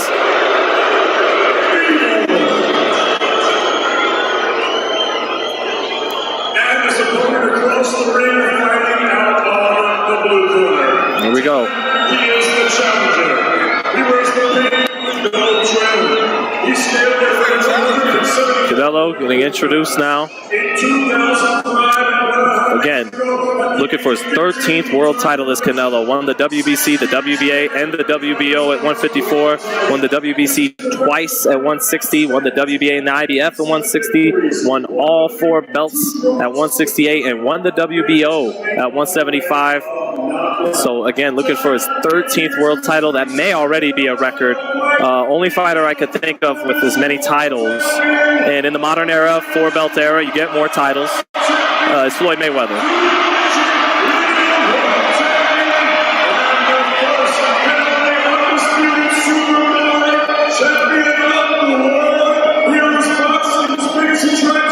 Interested to see Canelo's body looks a little more comfortable at 75 tonight than it did against Kovalev, and that makes sense because he jumped up from 160 against Jacobs. Yeah, he had the 68 fight against Rocky Fielding before that, but jumped up from 160 to 175 against Kovalev. Tonight against Bivol, he's been fighting as a super middleweight for well over a year, and that jump up to 175 from 68 should be a little easier on his body than 60 to 75 was against Kovalev in 2019.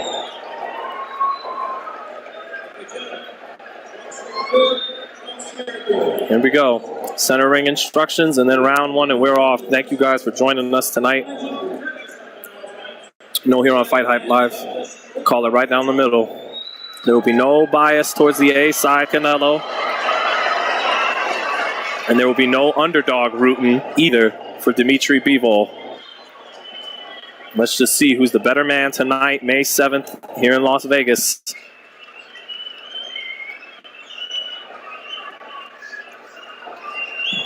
Round 1 set to begin. Here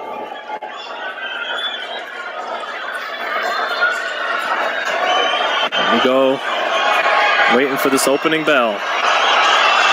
Ding, ding, here we go. And Bivol comes right in the center of the ring at Canelo, and it's Canelo for the first time in a while, kind of having to take a step back and step out to the side here. Not coming right to Bivol, but now Canelo. High guard, both fighters center of the ring, staying in front of each other. Bivol starts with the jab, Canelo blocking it early. Canelo starts with his jab, shoots a right hand, Bivol catches it on the glove. Right hand for Canelo off the jab there, sweeping it. Right hand to the body by Canelo falls short. Bivol coming back with 2 jabs, Canelo, and then a jab to the body. Bivol getting blocked by Canelo there, but then Bivol throws a jab as Canelo tries to come with the right hand. Canelo short with that right hand to the body. 2 jabs by Bivol and a right hand, but Canelo blocking those shots early. Now Canelo stepping in with a left hook, just off with it. Canelo a little closer on the mark with his sweeping shots off his jab than Bivol is up the center so far, but neither fighter really landing clean just yet. Bivol touching with his jab, shoots the jab that time. Good jab by Bivol, another good jab by Bivol. Canelo shoots a right hand to the body off the jab, shoots a right hand over the top off the jab. Bivol getting his hands up to block it. Canelo blocking the jab, blocking 3 touch jabs by Bivol.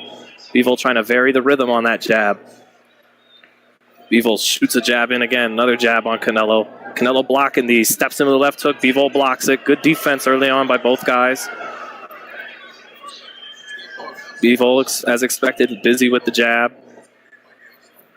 Bivol again with the jab, Canelo tries to sweep that right hand again, but Bivol blocks it. Bivol touching with the jab twice, Canelo blocking it. Looking like the Kovalev fight in terms of the jab right now. Canelo short with the right hand off the jab. Bivol digs a right hand to the body and comes up with a left hook up top. Canelo blocking that shot. Bivol touching with that lead hand, Canelo batting it down. Bivol turns out to his left. Touching with his left hand, Canelo blocking it. Good jab by Bivol, gets in after touching with it twice. Left hook to the body by Canelo. Good shot off the jab by Canelo.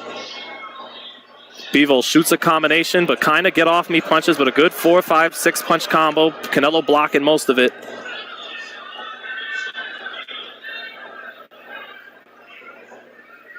Canelo with a good right hand there and got a little bit of a jab after, but Bivol right back with a 1-2-1.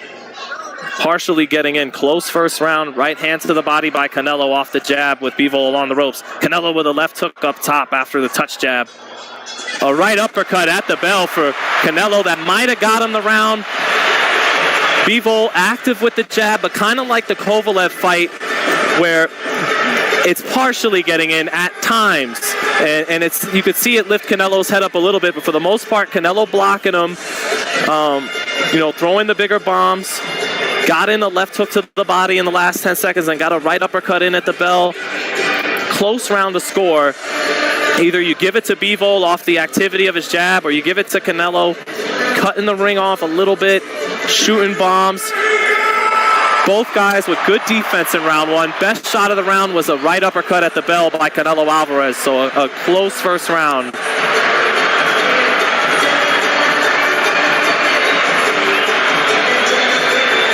But that fight resembled the Kovalev fight in round one. And if you guys remember that, it was a little tough to score some of those rounds, because do you give it to Bivol or Kovalev off a little bit of that busy jab, kind of landing, but mostly not, or do you give it to Canelo for,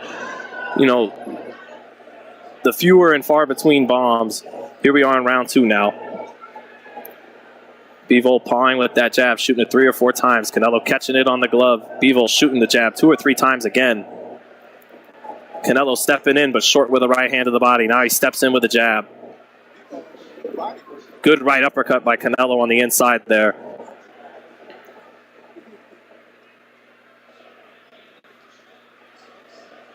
Canelo shooting a 1-2. Bivol takes a step back to get out of the way of it. Canelo now stepping towards Bivol on that front foot, keeping his hands high, blocking those jabs coming in. 1-2 by Bivol, partially got in. Good jab by Bivol as Canelo steps into it. Canelo's trying to step in range.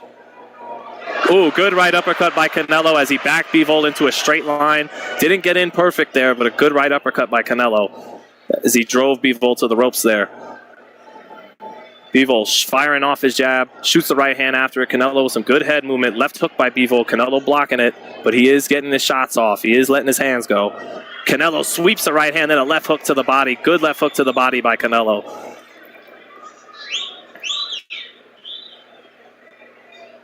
Canelo shoots a right hand to the body, hits the shoulder. Good 1-2 by Bivol.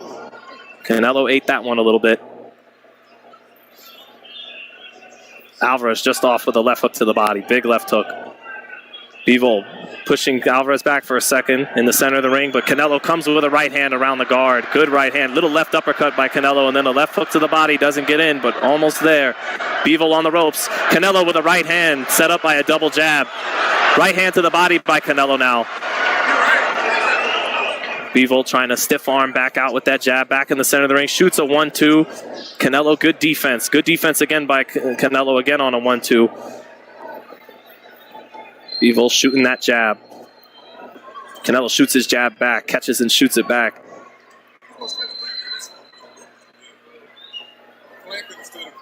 One, 2-1 by Bivol. Then a jab lands, and then a right hand partially landing along with the glove. 4-punch combination by Bivol. None of these landing too clean, but some of them partially getting in. Canelo getting his hands up for a lot of them.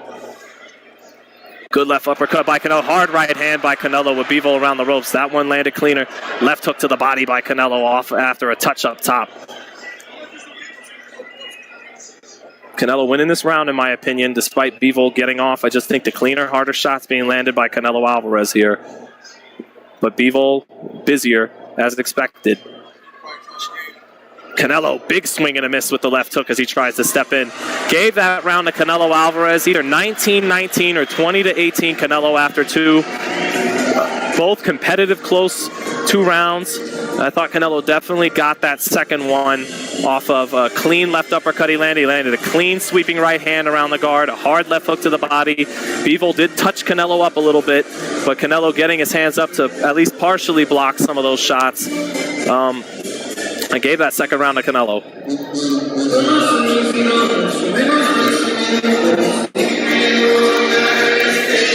Lily, what you got it? What do you got it? 2-zip? There it is again. Canelo's beautifully off the touch stab, sneaking a sweeping right hand around the guard of Bivol. And then on the replays, Bivol landing a little bit, touching Canelo up, but nothing as clean as that right hand by Canelo. So either 20-18 or 1-1 after 2 so far for Canelo Alvarez. Round 3, here we go. Both fighters stepping in with their jab. Bivol working it twice to the head, shoots it to the body, not putting everything on it a lot of times. Kind of like Kovalev did. Good 1-2 by Bivol up top. Set it up by touching, and then he shot a hard 1-2 after it. Canelo steps in with a left hook. Bivol getting his hands up, but that's a monster left hook he's throwing. Canelo sweeping a right hand to the body off the jab. Oh, big right uppercut by Canelo. Bivol catches the sweeping right hand, but Canelo shot the uppercut right after it and got it in. Bivol, good combination by Bivol, but Canelo with good head movement to get out of the way of most of it, but a left hook did partially get in. Now Canelo comes back with a hard right hand around that guard. He is sweeping that right hand around the guard right now. Right uppercut for Canelo and a hard left hook to the body and then a sweeping right hand. Best combination of the fight so far for either fighter. Canelo throwing those bombs he's known for. Very accurate. Knows how to place that left hook underneath the elbow to the body. And right now sweeping that right hand around the guard of Bivol and showing a good defense as always. Not getting hit too clean with anything, though Bivol at times is letting his hands work. Bivol not opening up since that hard 3-punch combination 20 seconds ago. Canelo sweeps in the right hand there. Shoots the jab, sharp jab by Canelo. Bivol on the ropes. Canelo tattooing him with a right hand. Another right hand. Again, these are not straight right hands. He's sweeping him. Hard jab by Bivol. Canelo dropped his hands to get away from the right hand, but Bivol shot a hard jab after that and landed it flush on Canelo. Now Bivol shoots a 1-2 and the 3, and Canelo uses good defense there. Canelo just missing with that left hook as he slipped the jab and tried to come back with a hook. Canelo coming forward. Bivol near the ropes is not where he wants to be.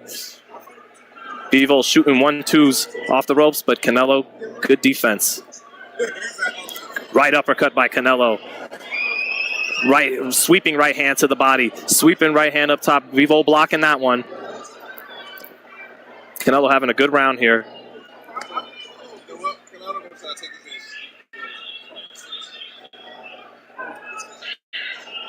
Canelo sweeping that right hand, overhand right there. Bivol getting his hands up to glove it, but sometimes when Bivol blocks that overhand right, Canelo with impressive hand speed shoots a right uppercut for Canelo.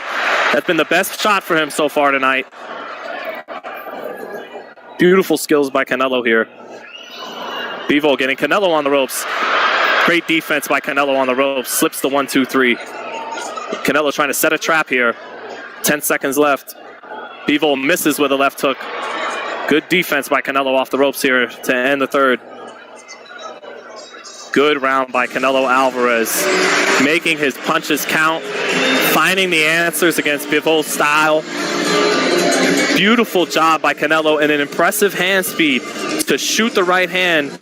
Kind of that sweeping right hand around the guard. And then when Bivol is making the adjustment to block it, he's right away, boom, coming with the uppercut behind it. Beautiful stuff by Canelo in round 3. Definitely won rounds 2 and 3 on my card. Round 1 was close. So either 29-28 Canelo or 30-27 Canelo after 3. Fight not looking good for Bivol right now. Canelo's defense is on point. He's not getting hit too clean with anything. And he's beginning to get Bivol to the ropes a couple of times throughout the rounds, and Bivol has no answer once he finds himself on the ropes. Here's a beautiful right uppercut on the replay by Canelo. Again, set up off that sweeping right hand that made Bivol keep his hand up. And now on the replay, Bivol getting in a little bit of his shots, but Canelo,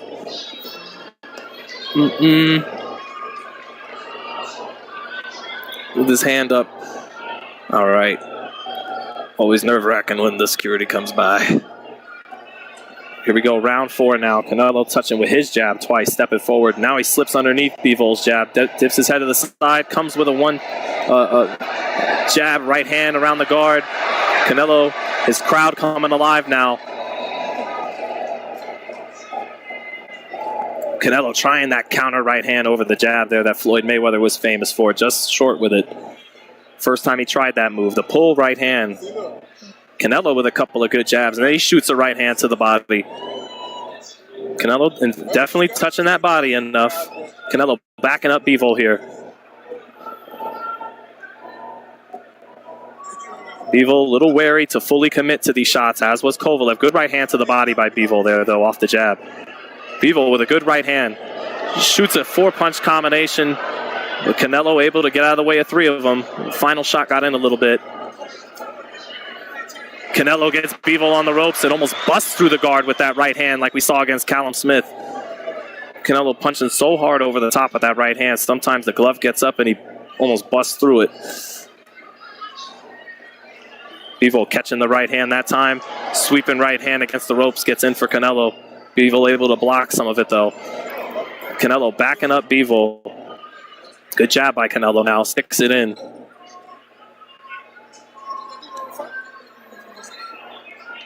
Canelo not as active with his jab as Bivol, but accurate with it. And able to set up that sweeping right hand beautifully with it. Double jab right hand, but Bivol gets his hand up to block the right hand. Bivol shoots a 1-2-3. Canelo, beautiful head movement. Canelo against the ropes. 5-punch combo by Bivol, but good defense by Canelo on most of those shots. A lot of 1-2-1-2s from Bivol when he punches in combination. He'll mix in a left hook at some point, but he's not fully committing to those combinations a lot of the time. Kind of like, again, you saw with Kovalev. Bivol pinning Canelo against the ropes now for the last 10-15 seconds. Canelo not going to fight 3 minutes at every round. He likes to take his breathers and fight at his pace, and that's what he's doing right now. He's taking a breather. And now Canelo gets off the ropes and is looking to make something happen in the last 30 seconds of the round. Close round. Double jab into the sweeping right hand, but Bivol blocking that right hand. Good left hook, good left hands from Bivol there up close. Bivol getting his hand up to block the left hook. Big right uppercut by Canelo off the double jab. Canelo tonight, beautiful double jab to make Bivol back up in a straight line against the ropes, and then once he's got him there, he shoots the right uppercut off of it. That was probably enough to get him the round.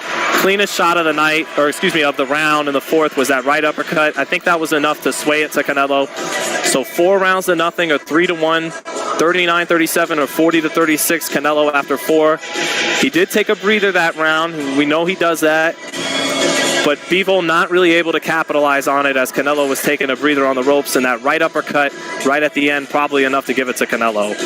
Again, that right uppercut has come a couple times off the sweeping right hand. Bivol gets his hands up to block it, and then Canelo comes up with the uppercut. Or sometimes it's been off a double jab to make Bivol back straight up into the ropes, and then comes the right uppercut. Here's a replay of it now. Double jab by Canelo. Bivol was back against the ropes. Clean right uppercut gets in through the guard. And because of Canelo's defense and his ability to partially block or roll the punches, when Bivol touches him, it just doesn't have the same eye-catching effect of when Canelo lands clean and really pops his head up with that uppercut. And then, like in the Plant fight and the Callum Smith fight, sometimes Canelo's power and his the accuracy on his shots, even when the guy blocks it, sometimes he punches through the guard. Or you can still feel it, the sound and the impact throughout the arena. Canelo now stepping forward. Bivol trying to box to start round 5. Shoots a hook off the jab. Canelo getting his hands up to block it. Shoots another jab to the body. Now Canelo shoots his jab. Canelo actually with the better jab when he does jab. Just not as active as it than Bivol is. Bivol shooting a jab. Canelo with his hands up. Blocks it. Canelo trying to step inside with the left hook and time it right, but it's hard to do when Bivol is taking those little half steps back. You don't want to reach with it. Canelo said shoots the jab and lands that sweeping right hand again as Bivol puts his back on the ropes. A lot of those sweeping right hands partially blocked, but some of them getting in as well.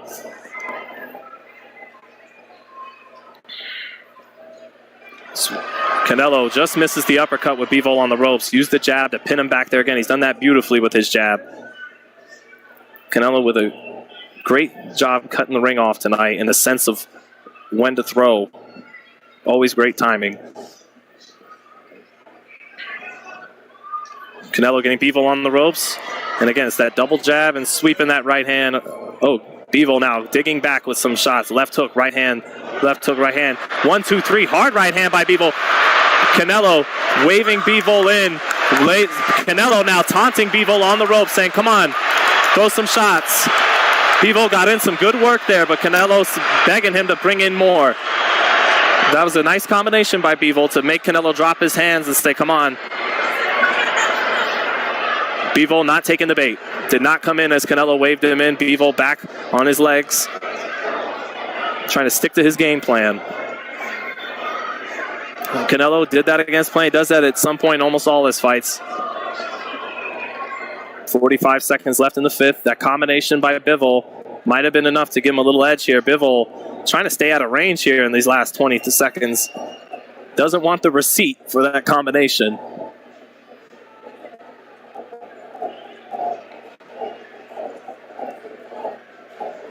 Canelo with Bivol near the ropes, but Bivol getting his back off of there quicker this time, not to take that right hand. Bivol seems to think he may have done enough this round with that combination. It doesn't want to get the receipt here. 15 seconds left. Bivol maybe with his first round of the night, although the first was close too. Good jab from Bivol and then a right hand to the body.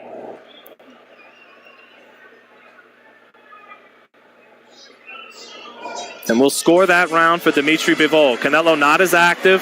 Bivol able to get his hands up to block some of those sweeping right hands this time. Didn't get pinned on the ropes and nailed with that uppercut like he has the last couple rounds. So maybe he won the first, but I do think he won the fifth. So either 3 rounds to 2 for Canelo or 4 rounds to 1 for Canelo after 5. We'll see. Let's see.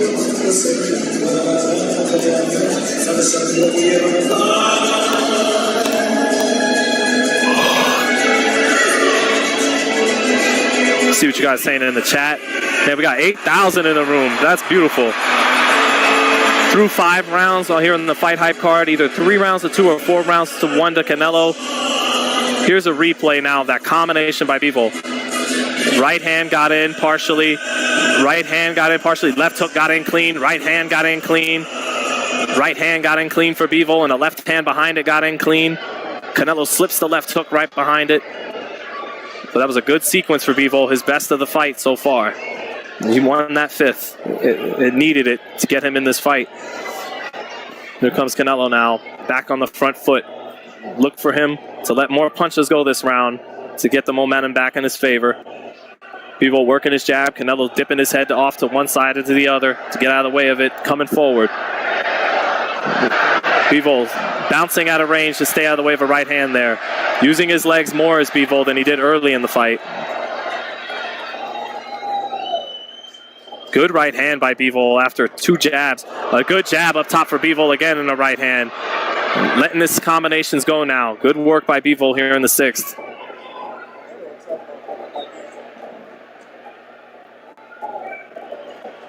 Bivol using his legs, keeping his hands up to block these shots from Canelo as he comes forward right now. Canelo shooting a jab to the body in the right hand, but Bivol blocks the right hand. Canelo with the right uppercut block, but almost got in. Still caught the attention of the crowd. Canelo not dealing with a guy with a bad gas tank tonight. Bivol is strong for 12. Canelo does like to take breaks in the middle of his fights. Bivol just off with a right hand there as Canelo tried to load up on the left hook.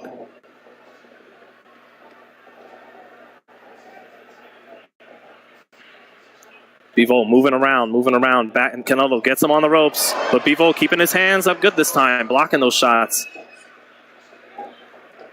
Canelo with Bivol on the ropes, shoots a hard right hand to the body off the double jab. Another double jab by Canelo, but Bivol blocks the right hand and actually catches Canelo with a short left hook there.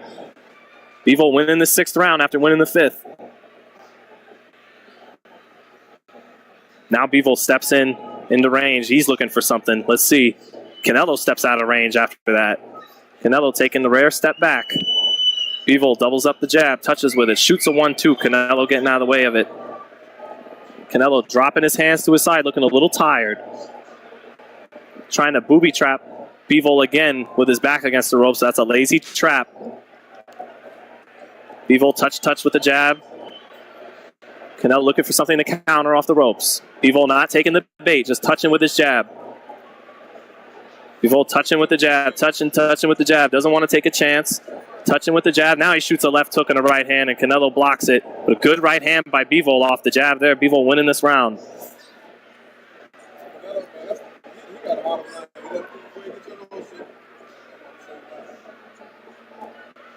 Bivol working that jab to the body, to the head, shoots a 1-2. Canelo blocking it against the ropes, but Canelo a little tired here from the looks of it. And that's back-to-back rounds for Dmitry Bivol, 5 and 6. Fight just tightened up now. It looked like in 2, 3, and 4, Canelo was gaining control, but the last 2 rounds, Bivol using his feet more to get out of range. And Canelo breathing a little harder. So either 3 rounds to 3, depending on round 1 was the close round. Canelo definitely won 2, 3, and 4. I felt Bivol definitely won 5 and 6. So either 3 rounds to 3 or 4 rounds to 2 for Canelo Alvarez after 6 rounds. You got to imagine in Las Vegas, where he makes the city all this money, that he's ahead 4-2.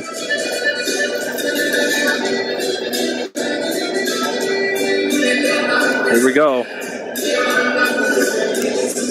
Here's a replay now of the work done by Bivol. Left hook gets in. Canelo blocking the right hand and getting out of the way of the jab behind it, but Bivol more active and did land some shots that round.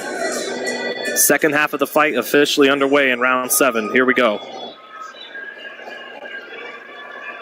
Canelo starts with a lead left hook. Bivol getting his hands up to block it. Again, Canelo looking just a tad fatigued, but he knows how to catch multiple second wins in a fight. Knows how to pace himself. Bivol actually catching Canelo reaching and catches him with a straight left there.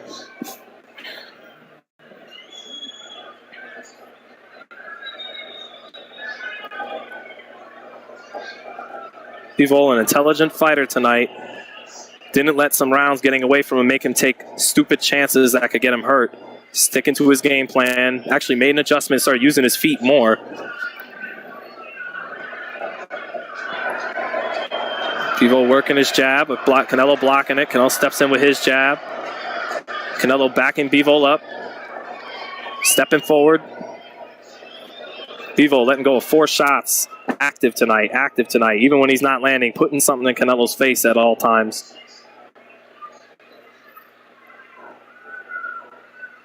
Bivol getting that right hand, getting his glove up now to block that sweeping right hand that was landing for Canelo is getting blocked cleaner now. Bivol coming back with 4 or 5 shots, and these aren't landing clean, but it's good work by Bivol. Now that jab landed clean, and a right hand left hook, Canelo blocking it, but you can see the impact from the light heavyweight. Bivol getting his hands up to block the left hook right hand back from Canelo. Good right uppercut by Canelo along the ropes. Fight is competitive right now. Getting a little testy for Canelo fans. Bivol blocking these sweeping right hands now, not getting hit by them as much. A little over a minute left in the 7th. I feel like Bivol is a little ahead in this round. Good left hook to the body by Canelo, and then a sweeping right hand.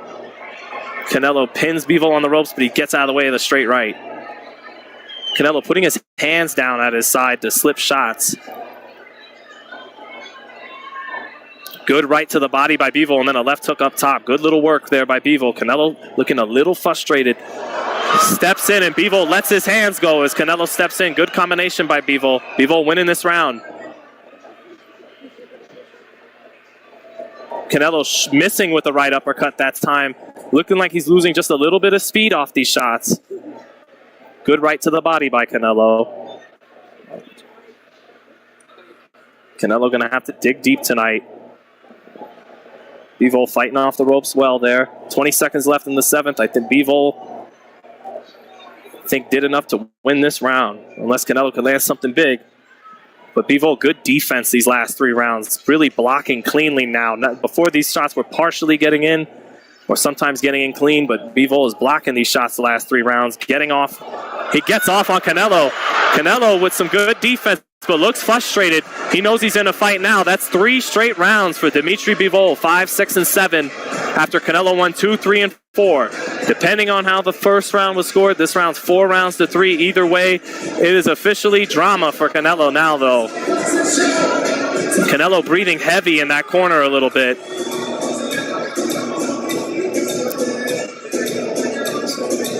Let's see, this is close fight, man. Close fight. 4 rounds to 3 either way, depending how you scored the first. It looked like Canelo may have even been on to an easy night in rounds 2, 3, and 4. Then all of a sudden, Bivol kind of started to step out of range, just didn't get desperate.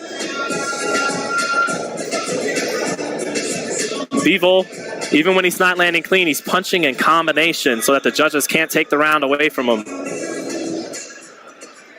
Counter left hook. Canelo got caught with a short counter left hook on this replay by Dmitry Bivol. Bivol able to block and come back with a short left hook in that round. Round 8 in it. And Canelo kind of feels like he needs this round or else this fight is getting away from him. Yep. Good right hand with Bivol along the ropes. Bivol partially landing, blocking it, but not cleanly blocking it that time. Double jab from Canelo now. Another jab from Canelo. Bivol comes back with his jab. Canelo coming forward. Knows he needs to get this fight going and back his way now. Bivol shooting a right hand to the body. Combination by Bivol. Just good combination works by Bivol.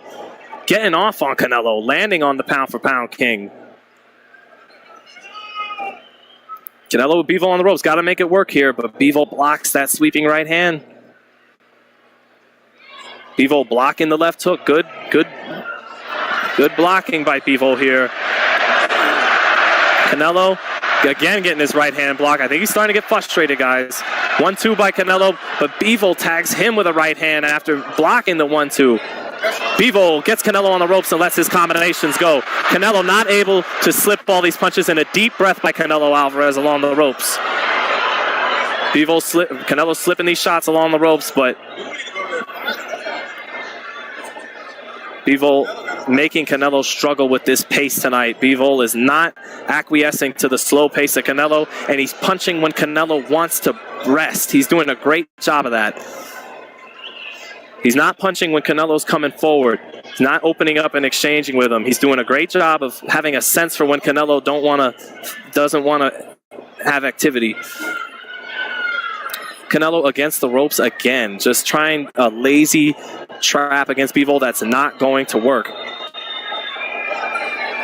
Canelo looking frustrated in there tonight at this stage of the fight. Comes off the ropes with a left hook right hand and misses. Bivol gets Canelo on the ropes with a 1-2-3. Canelo slipping it, but looking frustrated.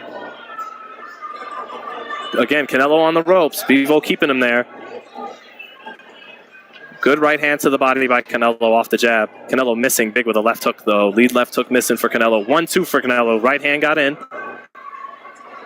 The pound-for-pound champ is going to have to dig deep tonight in his toolbox, in his heart, in his gas tank. This is not Callum Smith, Billy Joe Saunders, Caleb Plant. He is in a tough fight tonight.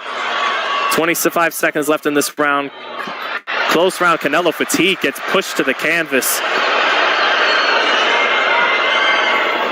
This is a close round that I actually think Bivol is winning. I got to give it to Bivol, but I don't know if he gets this round in Las Vegas. He's taken a lot of the round off. Good combination by Bivol on the inside. Dug to the body of Canelo.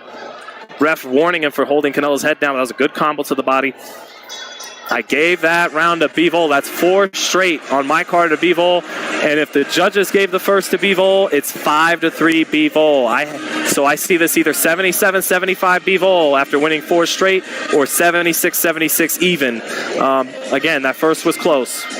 But Canelo definitely won 2, 3, and 4, and Bivol has definitely won 5, 6, 7, and 8.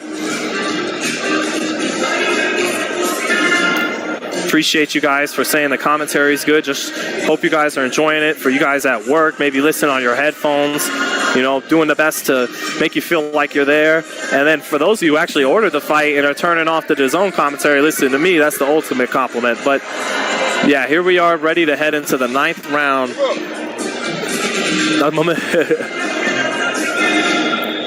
Let's see. Yeah, I got this one either 5-3 Bivol or 4-4, depending on that first round. But Canelo is in trouble now. He's got to find some answers in there. He may just have to turn it up. Canelo might have to get out of his pace, but does he have the gas tank to do that? This is the pace he fights at. Bivol blocking Canelo's shots, but Canelo letting his hands go 4 or 5. Bivol blocking these shots well. Canelo backing him up. Bivol with good defense these last couple rounds. Bivol now stepping back at Canelo again, sensing when Canelo's done punching. Canelo touching up top, trying to set something up to the body. Bivol comes back with his jab. But Canelo, I think, is just going to have to pick up the pace. He's not going to be able to fight in his relaxed spurts and bursts he likes to fight in. Go, right uppercut almost got in for Canelo. That could have changed the fight. Jab lands hard for Canelo now. Canelo off to a solid start now in the 9th round. He needs this round. Good jab to the body by Canelo.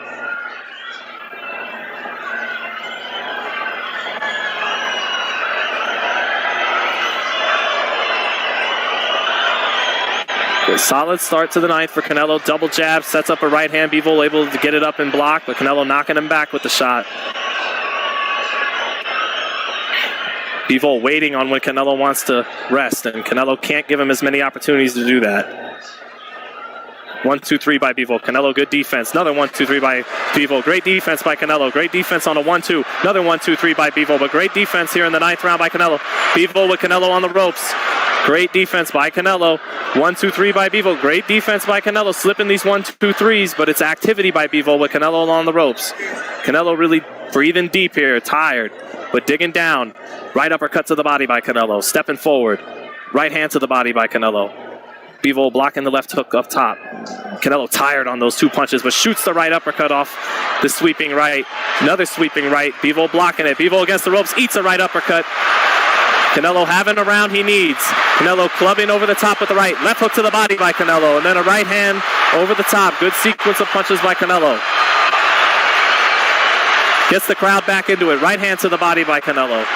1-2 blocked by Bivol, but Canelo getting off here. Fighting at a pace he's going to need to fight at in these last 3 rounds after this one. Left hook to the body by Canelo off the touch up top. Good round by Alvarez here. 30 seconds left.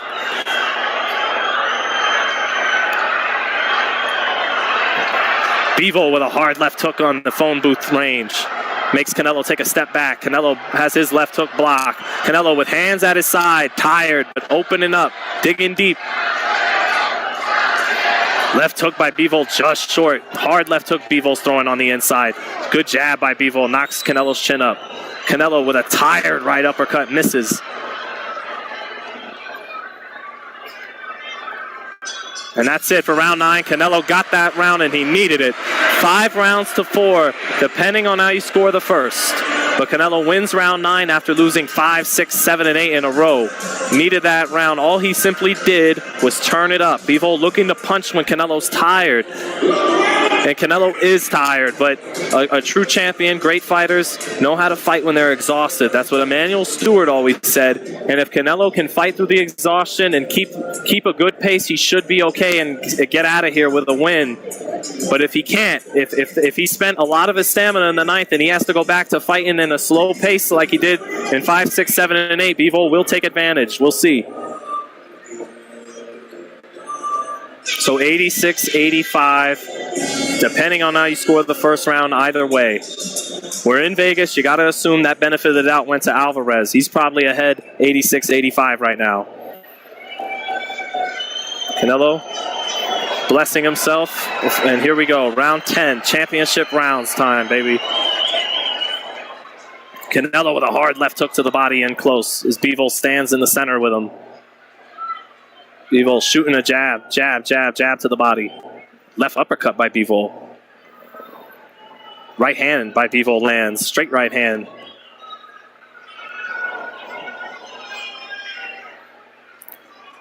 Canelo eats the jab coming forward, does Canelo. Bivol blocking the lead left hook from Canelo. Canelo coming forward. Hands at his side more than we're used to. The fatigue and this pace has been a challenge for him. Good jabs by Bivol, just staying busy. 2 body shots by Bivol. Canelo tired with the right hand. Not a lot of steam on that right hand. Not a lot of steam on the 1-2 either. Canelo hands at his side. Now puts him back up. Now back at his side. Hands up for Canelo. Bivol jabbing. Canelo got to find the energy here. Good right to the body by Canelo, but he eats 2 punches as Bivol comes off the ropes. Canelo backing straight up with his hands down. Got caught twice. Bivol ahead in this round after the first minute.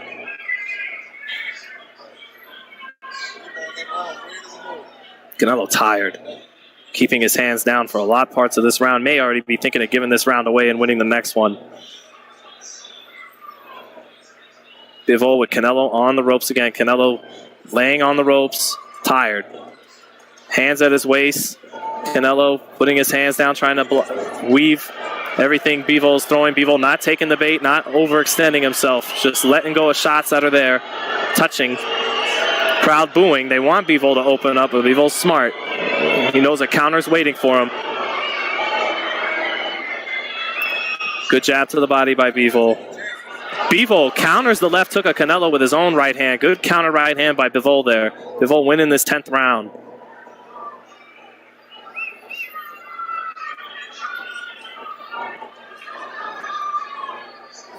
Bivol letting his hands go. Canelo slipping these shots. Bivol definitely winning this round with 40 seconds left. Canelo tired.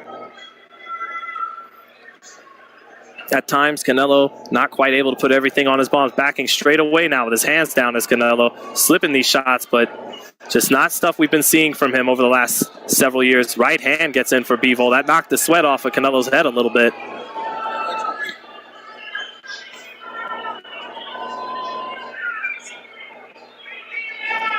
Bivol definitely winning this 10th. 10 seconds left about. Just tired, Canelo Alvarez, this round. Good left hook to the body on the inside by Canelo there, but not enough to sway this round. So either 5 rounds to 5, 95-95, or 6 rounds to 4, Dmitry Bivol. If the judges gave round 1 to Bivol, Canelo already needs to win these last 2 to get a draw.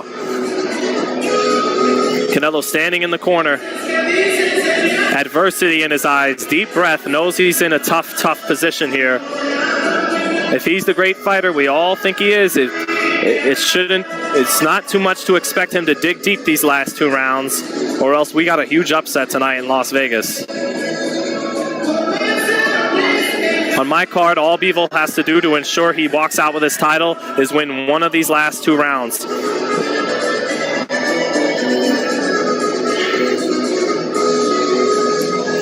What you guys got it? I ain't got no specific point, but I got it. Yeah. Lily, what you got it? It's like 5-5 or 6-4 Bivol. I would say it's either to me even or Bivol. That first round was close. It was how you scored the first. Because every round since then's been pretty clean. Yeah. We're in Vegas. It was probably Canelo's. Oh, good right hand and then a right uppercut off the right hand, sweeping right hand for Canelo. Canelo left hook to the body and then opening up with power shots up top. Canelo shooting the right uppercut. Bivol blocking it, letting his hands go as Canelo taking something off that last one too. Left hook blocked by Bivol. Left hook right hand blocked by Bivol. Canelo staying in the phone booth. Good right hand to the body up close by Canelo, but Bivol coming back in combination. Didn't land, but landed the jab to end it. Good jab by Bivol. Good jab again by Bivol and a right hand right after it. Sharp 1-2. Canelo comes back with a 1-2, but it's not a lot on it, and Bivol blocked it. Bivol with a right hand, and then Canelo blocking, slipping the left hook up top. Now good jab to the body by Canelo. Close first minute of the 11th. Canelo needs this round. You want those little body shots. Like,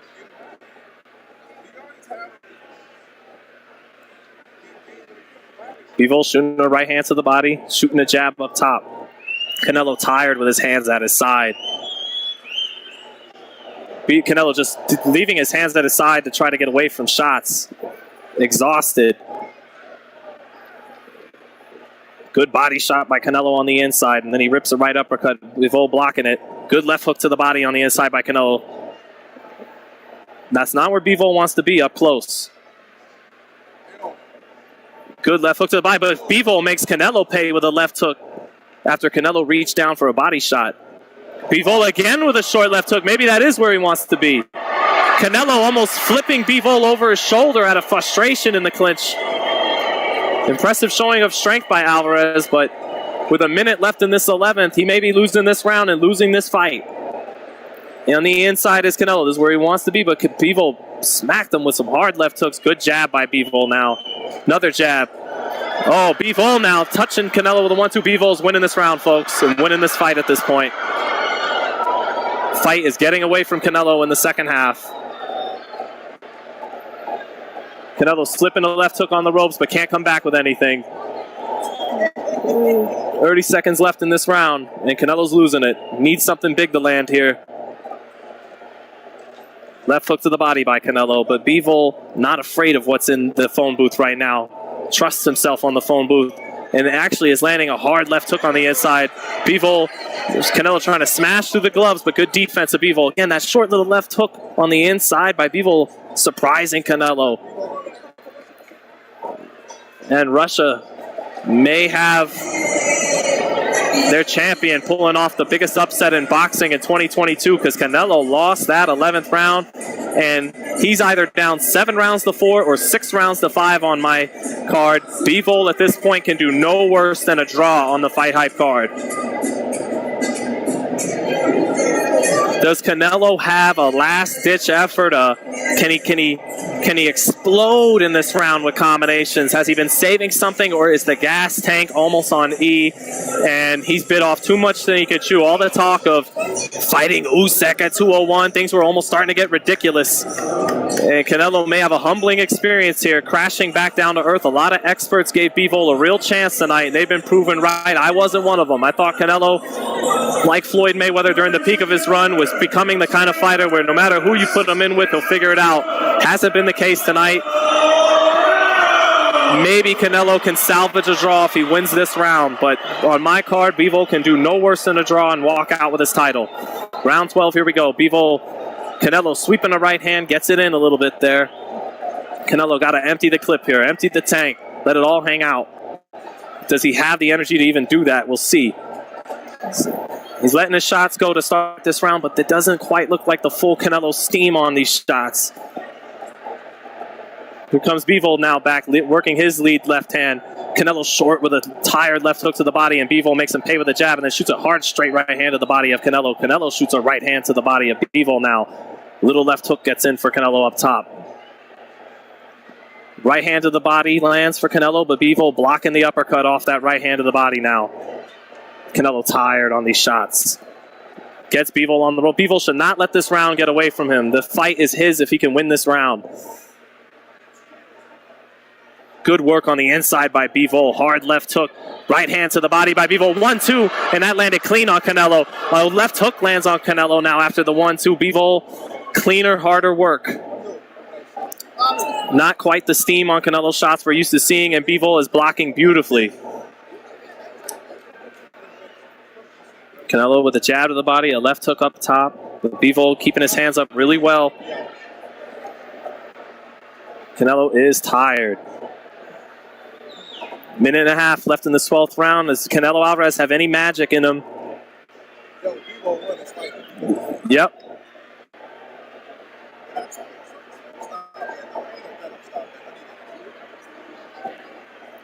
Bivol might want to, you're fighting against a guy who's so hard to get a decision against. You might want to open it up in this last minute of the 12th. I think he's winning this round, but you don't want to leave it too much with the judges. Give them any reasonable doubt to keep this cash cow bringing in the big money. Nobody wants Bivol to win this fight in in the business side of boxing. Not Eddie Hearn, not Las Vegas.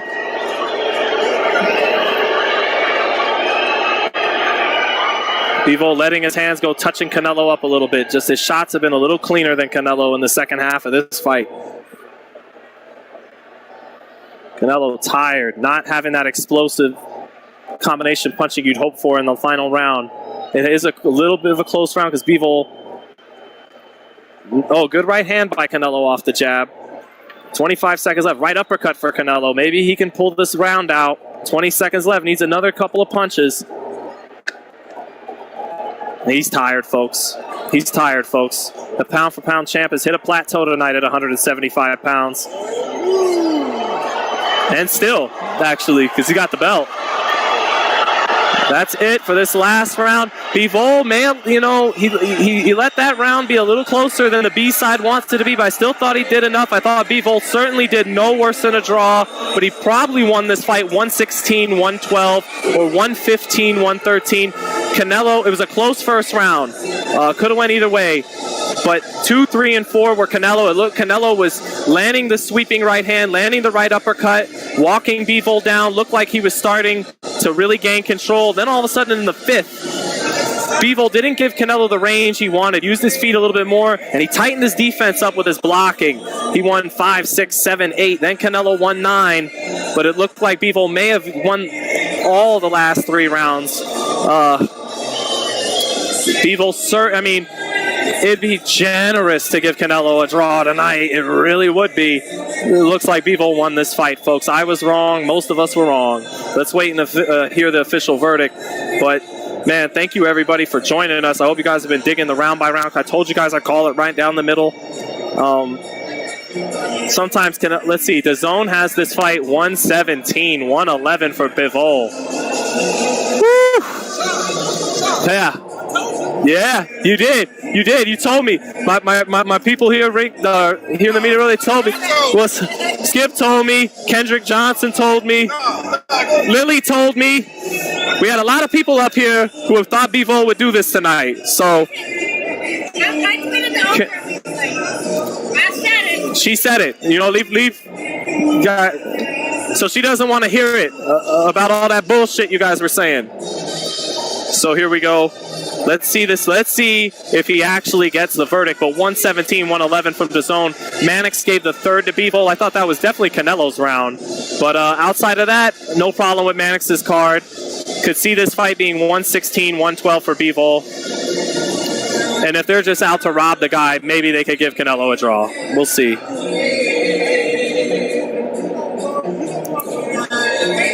Let's see. Just awaiting this verdict, man. But had fun calling the action for you guys. Here we go. You know, it was a weird feeling tonight. The crowd was not amped for this at all. Maybe Canelo's better off fighting a sold-out Cowboy Stadium. Oh, it's a unanimous. This is Bivol, folks. Oh, boy, the upset is here. 115, 113 for Bivol. Canelo knows he lost. Canelo knows he lost. Still, and that's it, folks. Dmitry Bivol has pulled it off. He has beaten Canelo Alvarez fair and square. Judges couldn't take it away from him. Judges could not take it away from him. I think a 115, 113 card is just fine. Good cards by the judges. Maybe it should have been 16, 12. But that's it, folks. What an upset. What a run Canelo Alvarez was on. He was looking like the Incredible Hulk. He was talking about fighting Alexander Usyk at heavyweight, but it all comes to an end tonight for now. What is next for Canelo? Did not think he'd lose this fight like most experts, although at the last minute, there was a sweeping wave of people, media, fans who felt Bivol could pull this off, and he did. And disappointing night for Canelo. His gas tank let him down tonight. If he had the stamina to match the pace of Bivol, I think he could have won this fight. But Bivol did not let him get away with his 40 punches per round pace. And he shored up his defense in the second half of the fight, used his feet intelligently, knew when to hold him, when to fold him. And then the steam out of Canelo's shots began to leave in the second half. He was very tired, whether that was from the weight or because Bivol didn't let him rest in the spots he likes to rest. He really figured out the rhythm of when Canelo wanted to take his breather. Look forward to talking to Bivol after this fight at the post-fight press conference. That's what's next, by the way. We got to get ready for this post-fight conference. But, man, had a great time. Almost 20,000 of you in the chat. You know, for those of you at work hearing the fight on the headphones, I hope you feel like you were there almost. So now Chris Mannix in the ring with Bivol. Bivol is kind of like Nate Diaz. Not surprised, motherfuckers. Let's hear what they got to say. Again, thanks, guys, for joining, man. For those of you heading out, have a good night. For those who are going to stick around for the post-fight press conference, Bivol getting booed, but getting some cheers, too. This crowd was never really into it, from the ring walks and everything, from the buzz of this fight and fight week. Canelo, it turns out, would have been better off fighting on Showtime pay-per-view, probably in a sold-out Cowboy Stadium against a Charlo moving up from 60. Dmitry Bivol has beaten Canelo Alvarez fair and square. In boxing, once these two fighters get in the ring, the promoters can't save you. The judges can only save you to a degree.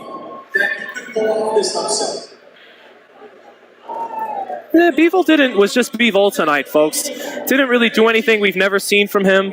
Just smart with his pace. Very smart with his pace tonight.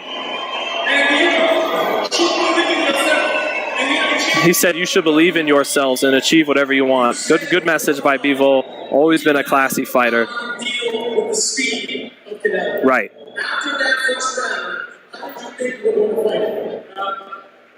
I felt his power. He felt the power. He beat my arm up. Bivol said he beat my arm up, like Callum Smith. He gets a good speed. He has good speed, good power. Maybe his mistake, he got on a flat puncher. He said his mistake, Canelo,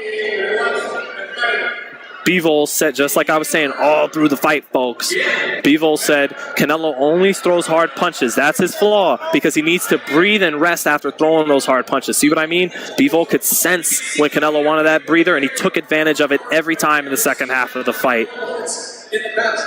He was smart enough to say, you know what? If I exchange with this guy, he's sharper and faster. He'll win those exchanges. But if I can punch in between when he's resting, I can pile up the activity on him.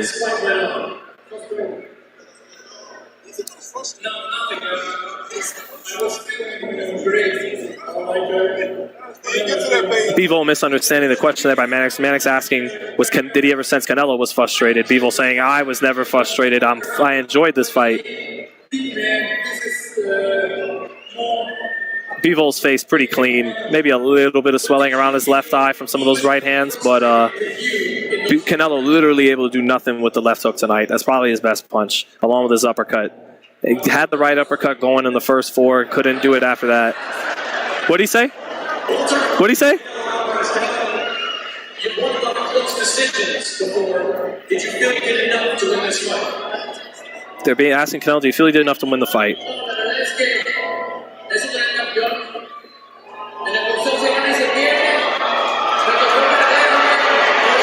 Some of the fans booing Canelo now. Mexican fans would not have done that to Julio Cesar Chavez or Marquez, but they are booing him a little bit. Yeah, except boxing is a great champion. Sometimes in boxing, you win, you lose, but when excuses, I lost today, and he won. Canelo said, sometimes you win and lose. I lost today, no excuses. He won. Maybe we get a rematch, folks.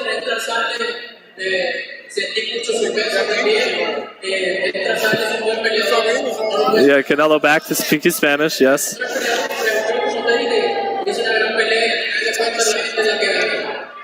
Canelo's face not badly marked up at all. Completely clean face. No real bruising or cuts around Canelo. Both guys had really good defense tonight and didn't land a whole lot of on-the-money flush shots. A lot of partial shots tonight from two smart fighters.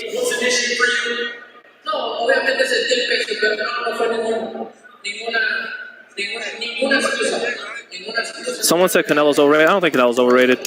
I think he, brought back down to earth. Fought a big guy. He's technically sound. Canelo's 5'8". Okay, maybe overrated in that we were starting to talk about Usyk and yeah. In that sense, we got a little overboard there. But I still think Canelo easily a great fighter.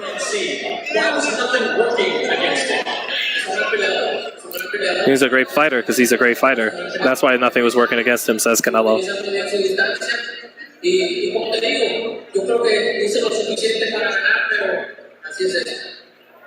Yes, he's a great fighter. He comes in out, ins and out. He really manages his distance really well. Manages distance well. To win the fight, that's boxing.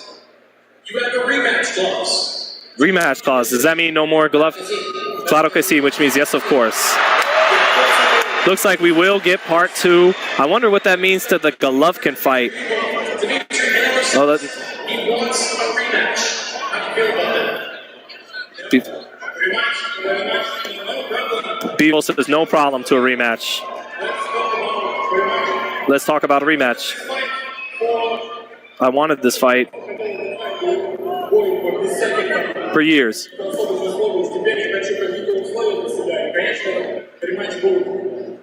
I took this fight because I just wanted to get the opportunity, and I appreciate this opportunity. I didn't fight for anything except getting the fight. I'm ready for the rematch. I just want to make sure that I can be treated like a champion. Bivol totally open to the rematch.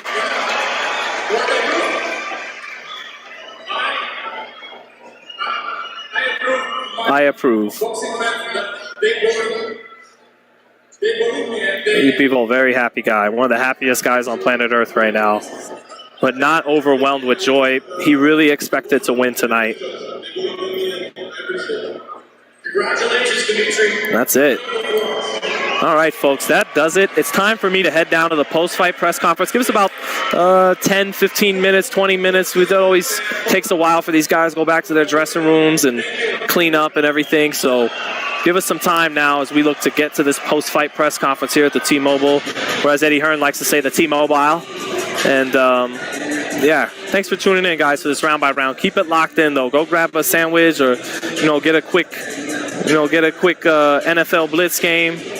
Get a quick, if you're on My Park on NBA 2K, do a quick game to 21 or 2 games, and then come right back on FightHype for this post-fight press conference live. We don't want to miss what Canelo has to say and what Bivol has to say. And also, my man Ron Goodall holding it down in the arena, getting all those post-fight reactions we're known for on FightHype. So keep it locked in, folks. Much love.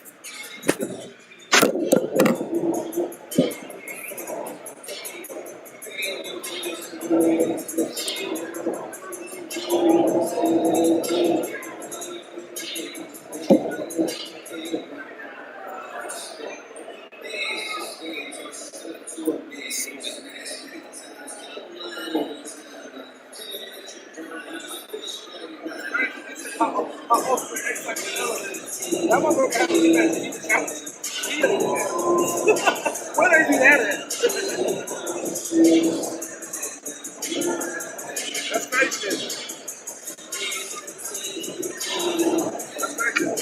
Canelo had a rematch style to either shot.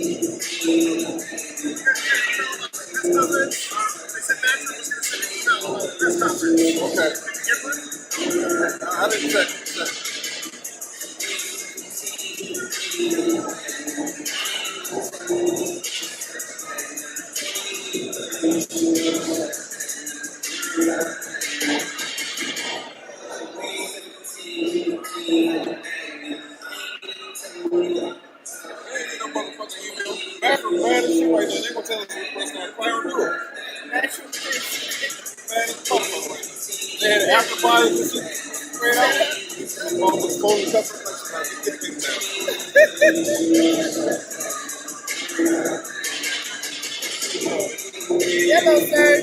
How are you?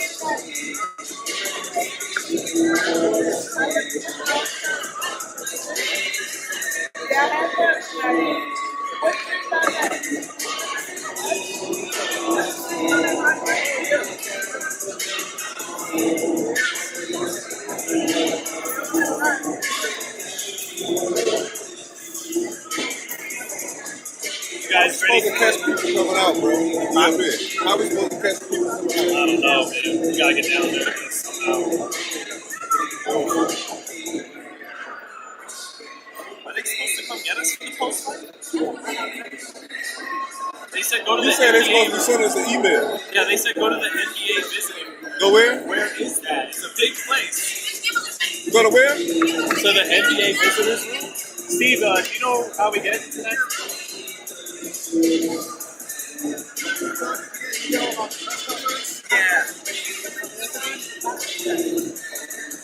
John. Sorry, I got it. Huh? Did you get an email from the I did. It says go to the visiting NDA. Yeah, who knows what that is.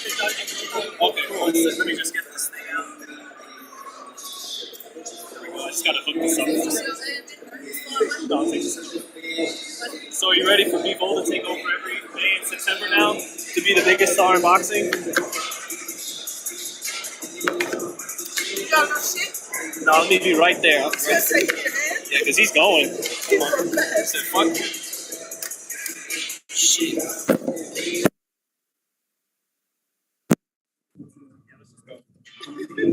It's your shit too, right? Yep. Well, I got it. I was gonna say, put Plug it in real quick. Shit.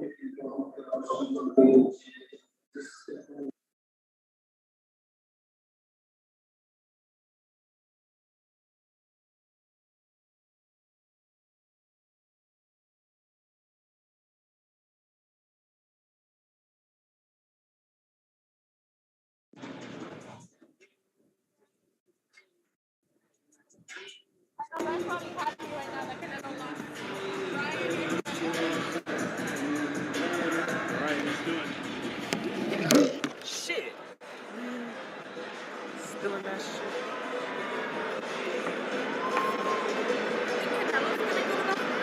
Yeah. Yeah. He didn't get marked up or nothing. He did it. Take his L like a man.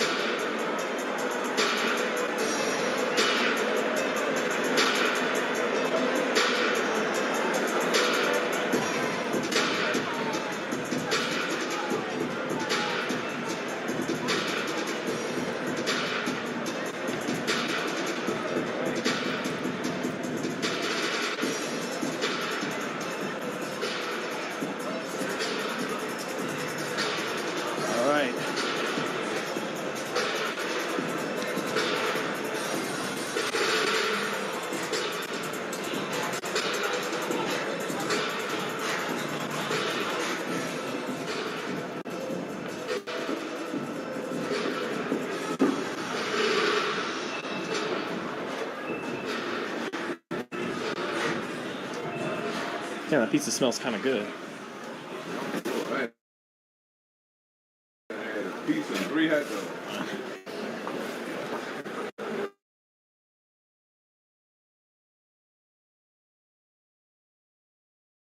It's like sometimes you got to pick up on the vibe of, because the crowd had no energy tonight. They don't like they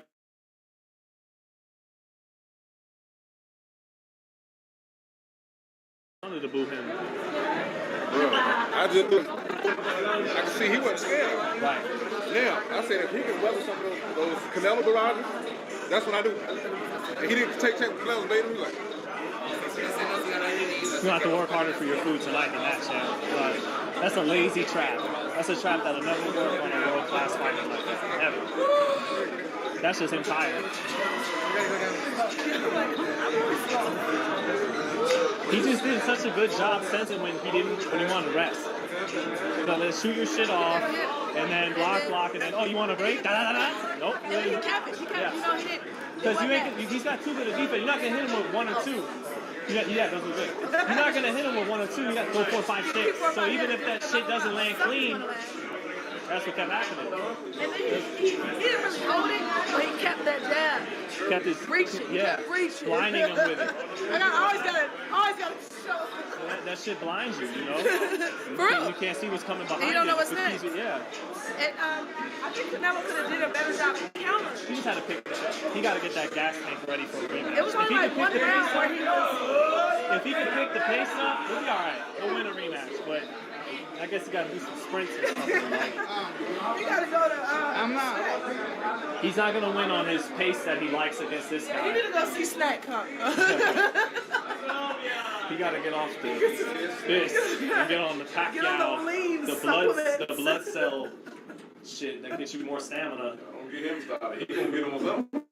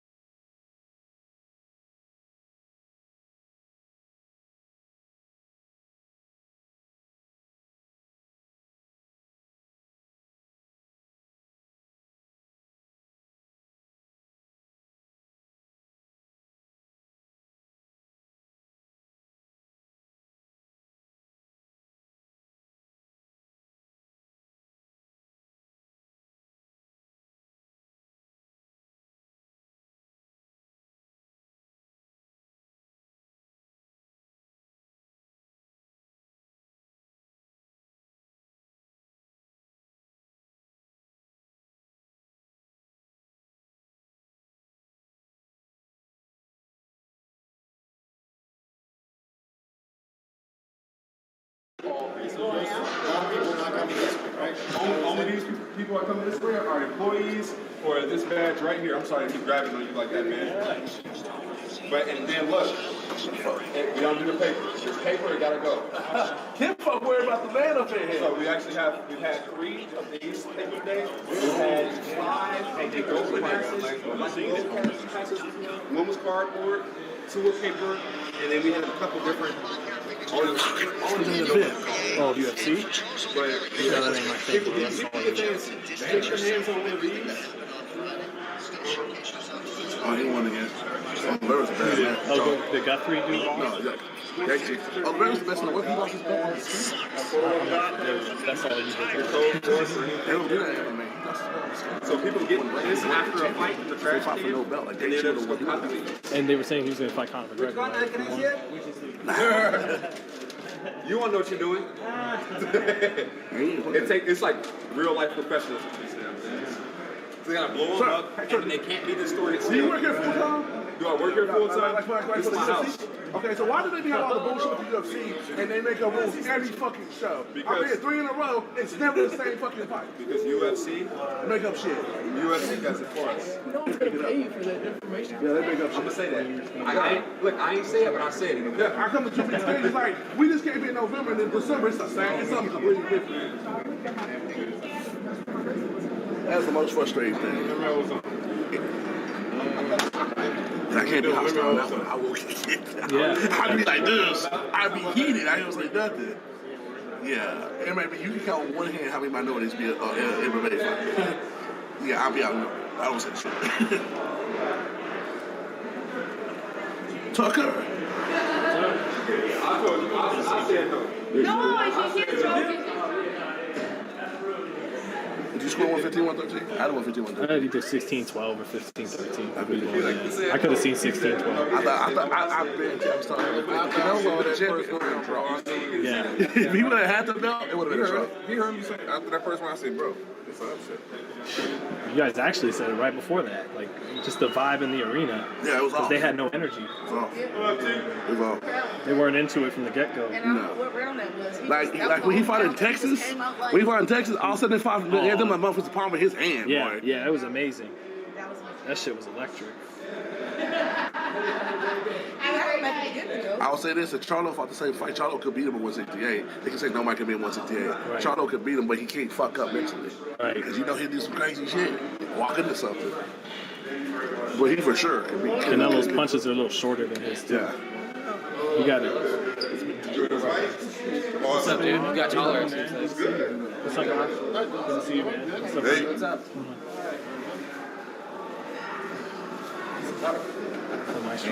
What's up, man? I think we relate to it. Everyone seems so happy.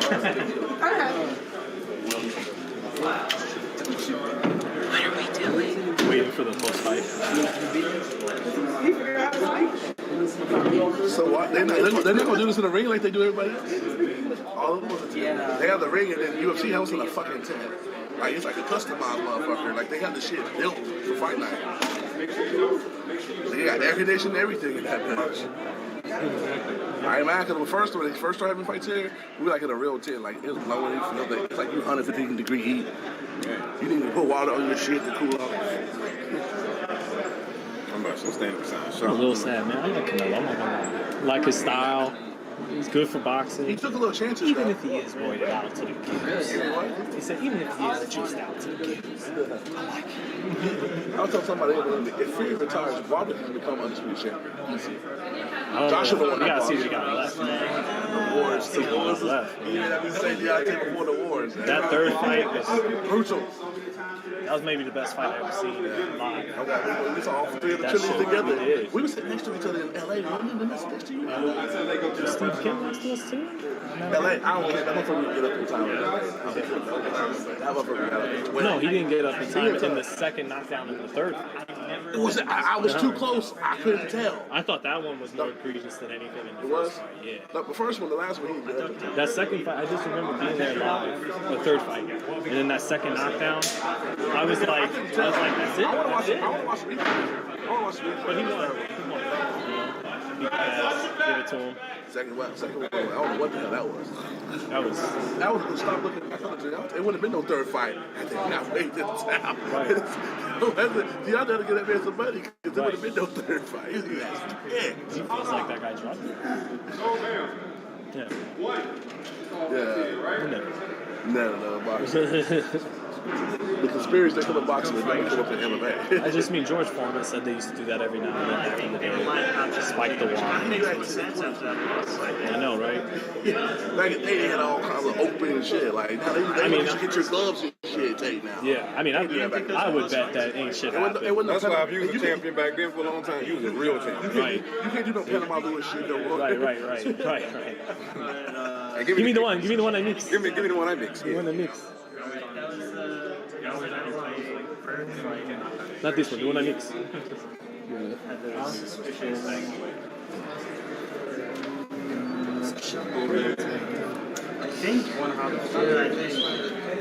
I gave some more.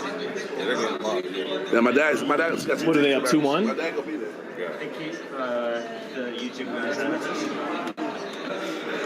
Once in a while we get invites to hang out with you guys. But yeah, that was awesome. Yeah, that's what I'm saying. Send me more invites. They still get party on. Did you go to the Medieval Times thing the other night? But I wasn't there. Did you go to the Medieval Times thing the other night?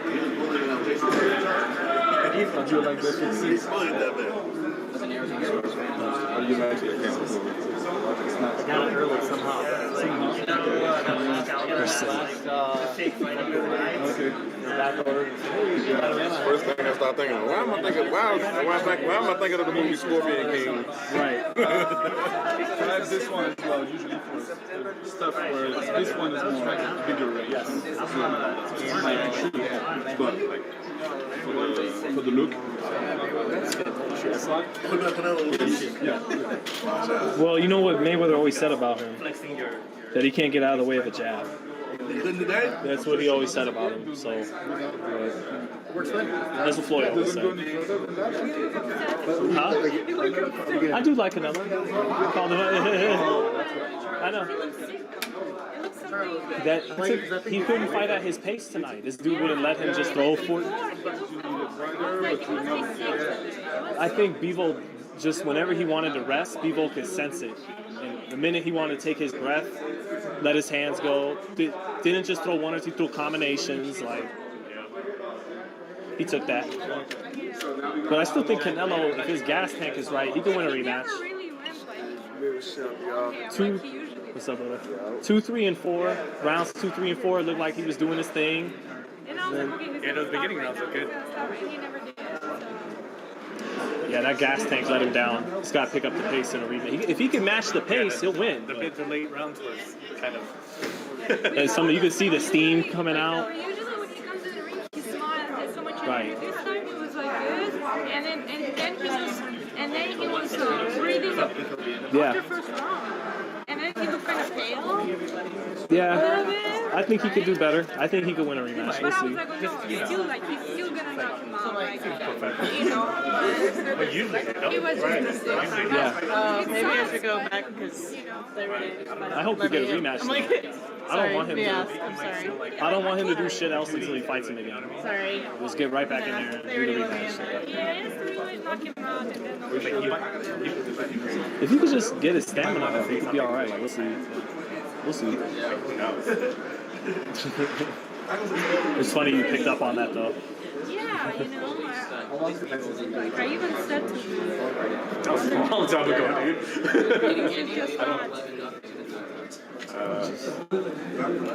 No, it's already been a while. Bivol just good that he wouldn't mind Canelo's shit. Canelo was standing there trying to set him up. He was like, I don't care. So. And then he'd actually time the perfect time to let go of a little 4 or 5 punch combo, and then Canelo would have to get off the ropes. It's life, you know. It's like he gets sick. That's it. It's like when you see your Spence. Right. The same thing I say. It's kind of crazy too because he was like also playing his game a little bit too. So like when they were like doing the touching head things, like okay, I'll do it too. And he was just like. And then he hit him with the left hook. Yeah, dude. I was like, oh, man. He was just like, no fear, dude. I'll beat you here. I beat you. Yeah. Just I was just like, oh. When he started, He's fighting like a man. you could see by like 8, Canelo was like, fuck. Now you get so fucked because I speak Russian.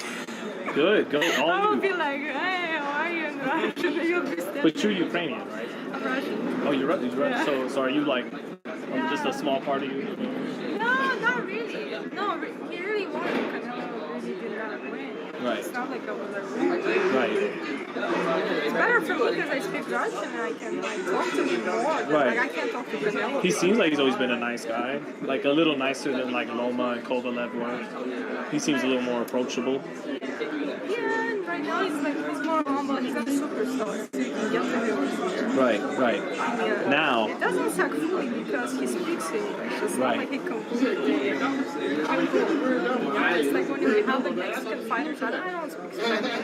It's like boring. I don't understand. And then I have a video. I don't even know what he's talking about. Right.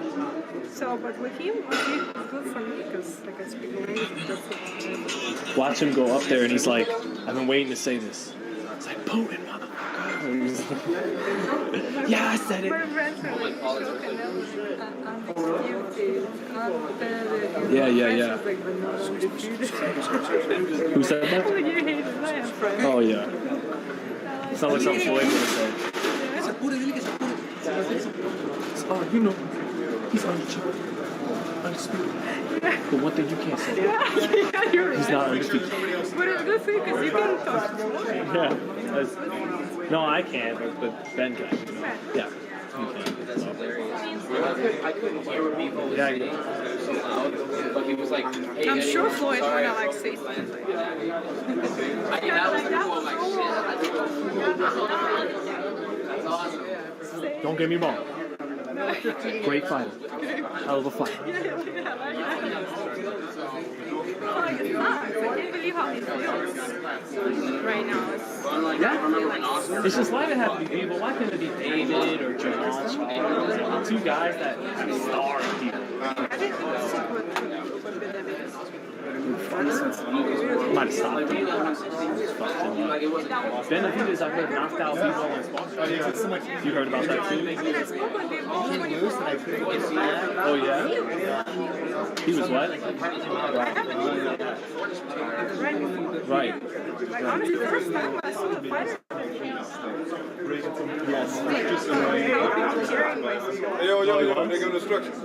Very nice guy. I haven't met him. Like, that was the first time meeting him. He was just a gentleman. Yeah, he was very like he behaved. Damon, you'll fall over like the last 10, whatever we are. Okay? So, are you coming, sir? Are you with you have a crew or are you by yourself? Or All right. Where's your phone? Okay. He said, right there, they don't never believe it. Video. What's that? Keep going. Recording. Follow them. Follow them. Keep going. Oh, no. Stop there. Stop right there. God. Come on, let's go. These two, Sean, give me 1 second. Sure. All right. Okay, I'm going to take this crew right here. Okay? And then you take the next crew. Give me 2 minutes and follow me. You guys ready? Yeah. 2 minutes.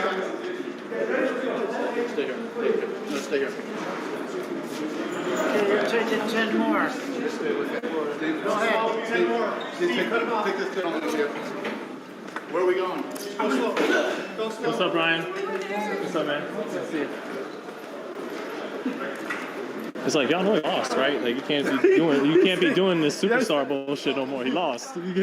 He's still the ultimate A side now. Time you take an L, Luster. Who 2B side? Because it ain't confident of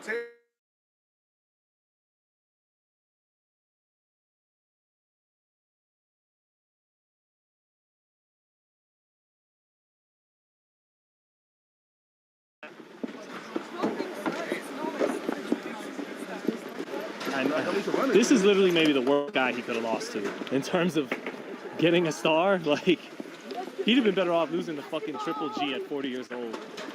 He hurt Triple G though. Man, fuck that fight. He needs to get back in there with Bivol now. You gotta get right back in there. You gotta fight Bivol, man. Get right back in there. Huh?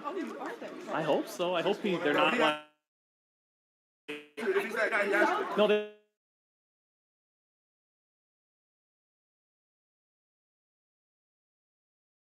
September, but they said he had a rematch clause, so I mean, Canelo will probably do whatever he wants.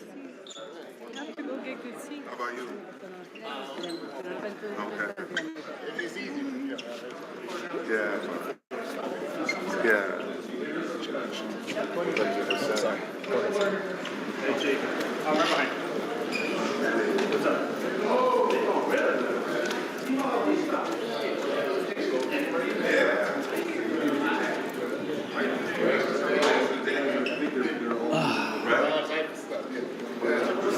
Get a show in. Yeah. Try to see some good comedy. My son knows.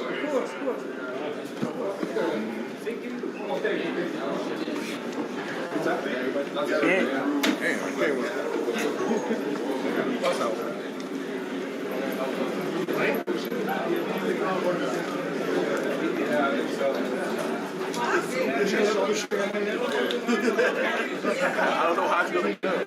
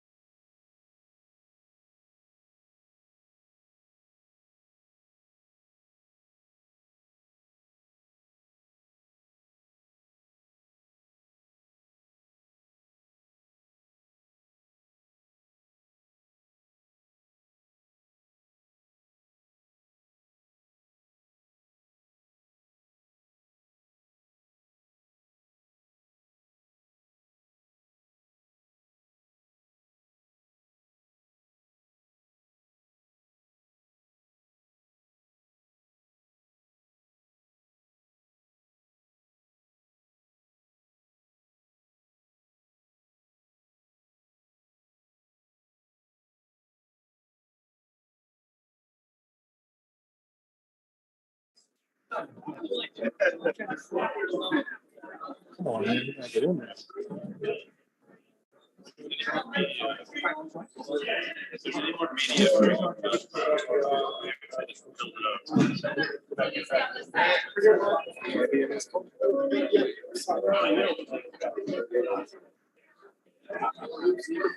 You talk about it.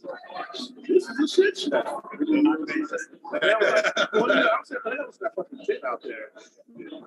I talk about my man. I can take a picture. Scotty. Scott. Scott. Hey, hold on. Scott. Hold on. I got you. Correct. Excuse me. No. Ma'am. This is one right here. Scott. Sorry. Michelle, 1 second. I understand. Hey, let the media Let me go. give you this. I'm in charge of the media. I understand. It's okay. It's okay, buddy.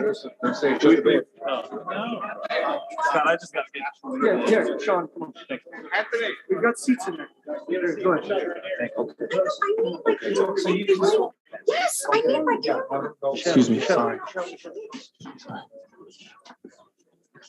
Excuse me, please. Thank you. Excuse me. Excuse me. You know, Canelo is the good fighter, counter fighter. But I made him be more forward, and I was the fighter today. It was a key. Dmitry, you outlanded Canelo 152 to 84 on punch stats. Are you surprised how easy it was for you tonight?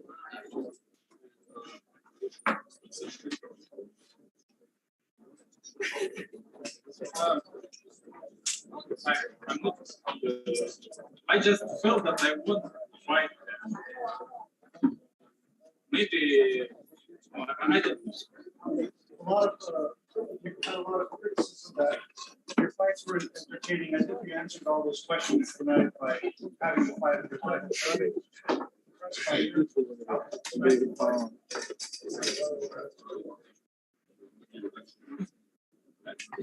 You know, my last fights, I didn't enjoy the fight because it wasn't the challenge for me. I just defend my titles against some guys, and everyone ready for me. And now I was enjoying the fight, and I saw how, and I heard that a lot of fans was yelling. You know, it's motivated me today. I really enjoyed today the fight. Did Canelo's greatness bring out the greatness in you?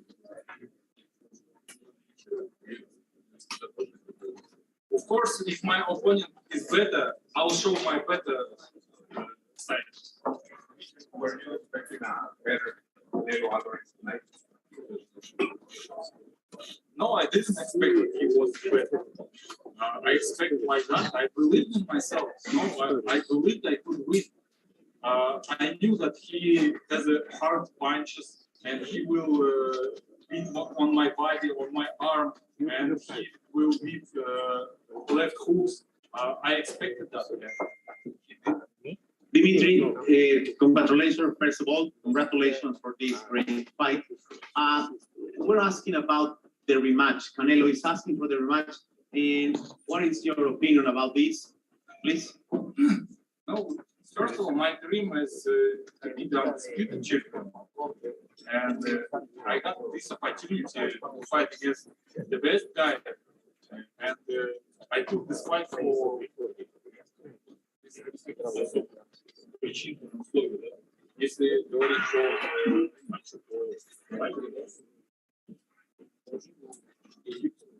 I took this fight on terms of getting the opportunity. That's all I cared about, and I appreciate the opportunity that was given to me.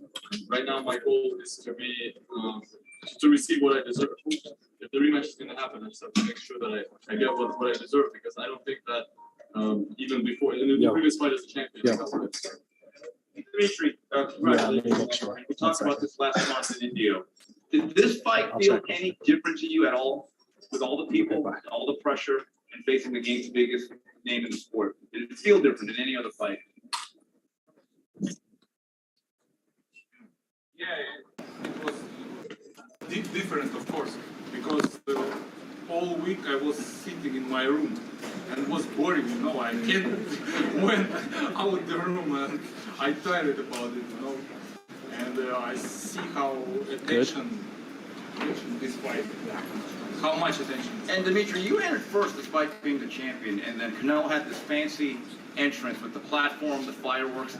As you're waiting inside the ring, what's going through your mind as you're being made to wait?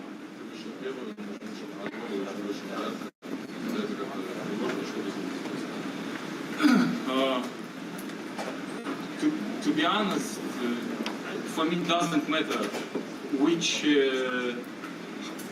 will be I first or second. Doesn't matter for me. I just wanted this fight. I just needed this fighter against me. Doesn't matter which sound he has, which sound I have, how he went in the ring. Doesn't matter what's for me, you know. I just wanted to fight him. And when he was going to the ring, and I heard the crowd, and I really enjoyed how crowd was yelling, you know. I see on the stadium and was enjoyed. Dmitry, did you talk to Canelo after the fight? No, I didn't. But I just said him he's a really great champion. I respect him. He gives me a lot today. He gave me this fight, and he gave me a lot of experience. Dimitri, Thank you. congratulations. One second. Hold on. Wait. When your mic. Wait till you get a mic, please. Hey there, Dimitri. Congratulations on your victory. To those who are underdogs or underestimated or doubted, what is your message to them?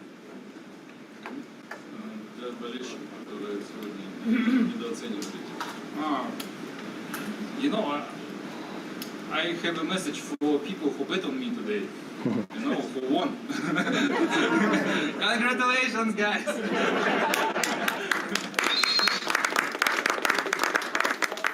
Mayweather bet on him. But who didn't believe in me? It's just their opinion, and I appreciate them that they bet on Canelo. They believe in Canelo, and it's normal, you know. It's normal. It's no problem. Dmitry, congrats first of all. You just beat the pound for pound #1. Do you consider yourself you took his spot? To be honest, no. To be honest, no. I just beat a guy who wanted my belt in my mind, you know, today. And he was super middleweight. Yes, he had a belt in light heavyweight, but I don't feel myself that I'm the king today. No, I just beat Canelo. I just better than him today. And the second question is, boxing-wise, what you will do different in the rematch? To be honest, I don't know. You know, I don't have very much yet. I don't know what I will eat today or. Dmitry, Mike Hoppinger, ESPN. Dmitry, congratulations on an amazing performance. Apologize if you already asked this, but you had to win the 12th round on all 3 scorecards to avoid a draw. I know the judges got this, the right fighter, but you know, speak on that if you can. Like, that seems to be out of line. Most of us at ringside had a 10-2 for you or 9-3. So the judges were trying to, you know, maybe rob you, it seems.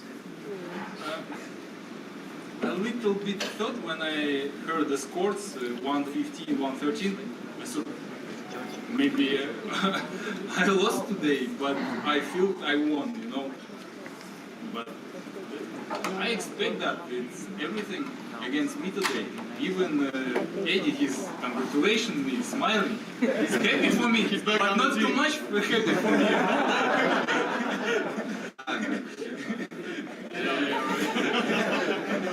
Question for Eddie. I guess you could still go through with the Triple G fight. It seems to be, you know, actually makes more attractive now after this.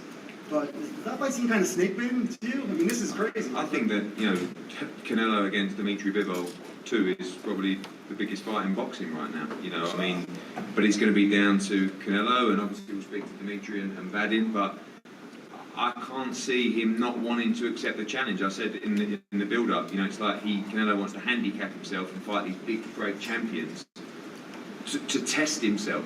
And tonight it was maybe a bridge too far against a great light heavyweight world champion. But I'm sure he'll be here soon. But knowing Sal, I would think he would only want one fight, which is the rematch with Dmitry Bivol.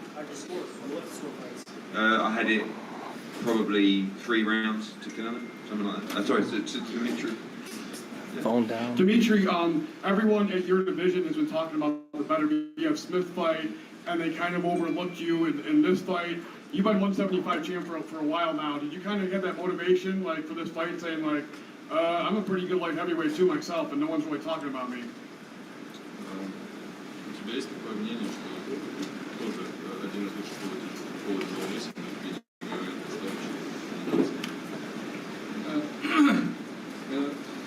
You know, for me enough that I have a belt. I know I am the one of the best.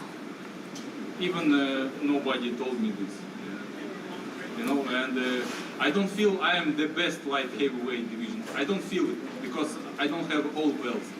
You know, if I have all belts, I will feel myself I'm the best. But now I'm one of the best. Dmitry, Willie Ramirez with the Associated Press. Coming in, we know you had the height and the reach. At what point in the fight did you know that it was frustrating him and you were in control, regardless of the power punches he was trying to land? В какой момент ты почувствовал, что контролируешь бой, независимо от того, что он пытался сильно ударить? I think from the end of the fight, I see him, I see his punches, what he wanna do from the beginning, from the beginning of the fight. Yeah.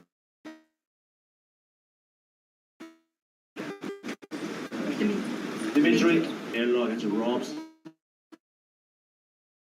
He did a gesture to you and you respond. Can you describe that? And also, who do you dedicate this fight? In the sixth round, can you repeat, please? In the fifth round, it was a big sequence when Dmitry had Canelo on the ropes. Можешь описать, когда в пятом раунде, когда он был на канатах, у тебя была хорошая серия попаданий? To be honest, I don't remember this moment. I just beat him when I see I can catch them. When I see I can't catch him and I don't have power for this, I didn't punch. Кому посвящаешь эту победу? This victory for all people who from small city and who want to achieve a lot. Вот это победа для всех людей. I want to dedicate to all those people because И кто просто чем-то занимается и верит в себя. Вот эта вот победа посвящается. to all the people that are doing something, whatever they're doing, and they want to achieve something, it's possible. And I want to dedicate to all those people. Dmitry, congratulations. Where was your family? Were they here? Or were they back in Russia? Were they watching, and have you spoken to them yet? My family in Russia now, and I didn't spoke to them yet. My wife didn't watch my fights, and my mother didn't watch my fights. I don't wanna ever. Ever, I don't wanna see them my fights. After fight, no problem. See, but during the fight, they don't watch my fights. All women in my family don't watch. But do they know you've won? Are they aware you've won the fight? Do they know? Of course they know. They know now, okay. How soon would you be ready for another fight? Whoever it is, how long do you think it will, how many months do you think you'll be able? I don't know yet. I need to rest couple weeks, maybe, and we will talk with my manager. How did it treat you during the fight? Which is a hell of a thing to say. And you didn't even tolerate as well. What did it do for you? Что он сделал, чтобы дать тебе возможность нанести какой-то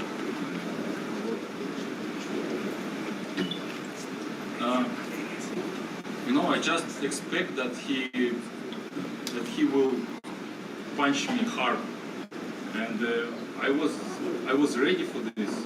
I tried to give him to do this, not for my hand, for my arms. I tried to block myself, and then I tried to give him back when he tired.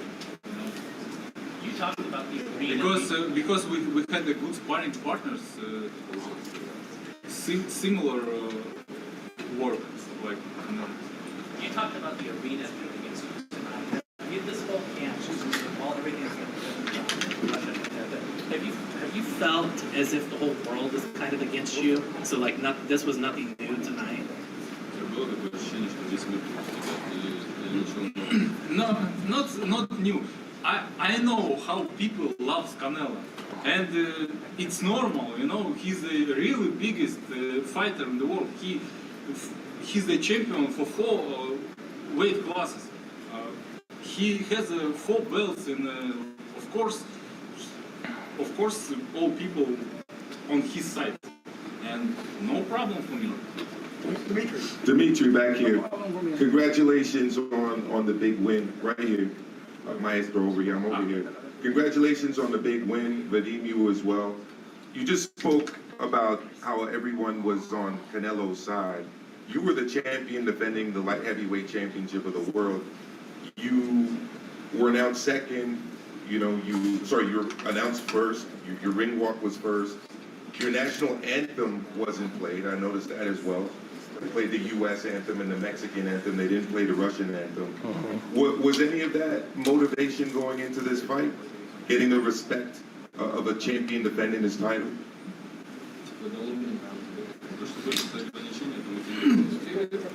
I understand why this happened, why I walked second, because Canelo is the biggest name, and the rules, all rules, not for him. Oh, no problem. Just give me the fight. Yeah, he first on the posters. No problem. The rules not for him. No problem. Just give me the fight. I agree. You don't. No problem for me. I'm really happy that I had the fight. It's I'm really happy. Thank you, Eddie, for this fight, and thank you everyone who made this fight. I told him that I could fight Eddie and try to get him to walk second. And he's just like, I don't really care. Guys, one more question for the champion. Dmitry, throughout the week, your demeanour has been very cool, and very calm, collected. But since the microphone win, you've actually got, your personality shone through. Was that part of the game plan going through to the week? Can you say the beginning? Sorry. Yeah, no worries. Basically, he was really calm and collected, cool, calm, collected throughout the week. And then as soon as he won, his personality really shone through, cracking jokes. Was that all part of the game plan going into the week? Ты был очень сконцентрирован, потом ты больше был расслаблен, ты пошутил и так далее. Это часть твоего плана в течение недели. You know, I just tired to be serious, maybe. Too much serious things in my head. Hey, champ. Big Mill, Last one, guys. Nation. Just one question. Well, with Canelo's power, were you able to feel his power? Did it feel like light heavyweight power to you? And in any time did you feel as though he hurt you in the fight? Yeah, of course, I felt his power. He has a really good power. But you know, he has a good speed, good power, good sense. But you know, some people born with the power. Прирожденная сила. Power that comes from when you were born, from birth. You know, I don't have this power, которая типа прирожденная, да? Я могу ударить сильно, когда типа сосредоточенно захочу. I don't have that type of power. I can throw a power punch if I want to do it. If I actually want to put the power into my punch, I can do it intentionally.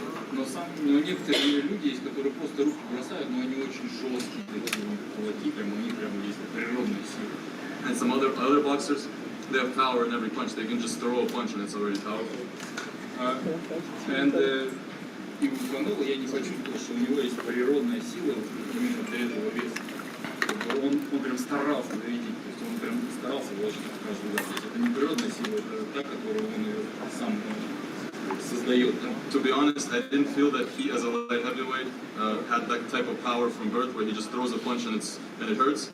I felt like he was just putting everything he can in every punch, and he was just trying to make it powerful. Right, Straight thank back you, there, guys. Dmitry. Oh, one more. Well done, very quickly.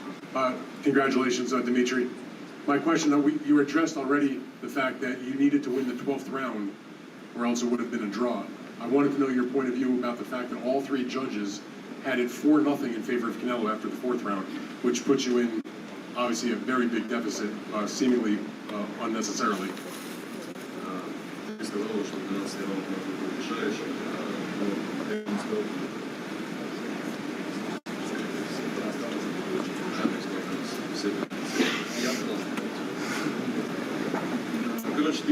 I don't remember that I said that I have to win all 12 rounds. You were behind 4-0, which seemed shocking. Первые 4 раунда давали ему. Тебя это удивляет? Now I'm happy that I won. No, it doesn't matter. 5 rounds him or 4, I won. I walked into the ring. And you know, I felt I won this fight. And when I felt that the people see I won this fight, it's great, you know. It's better when you feel that people see you win. Even the judge gives you victory and people doesn't agree with this. You know, I try to be win for people, not for George. Ladies and gentlemen, Dmitry Bivol.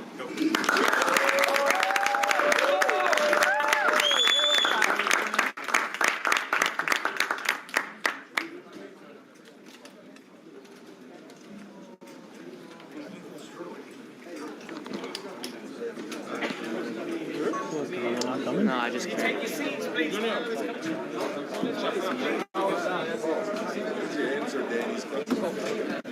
I was just curious. It's good, man.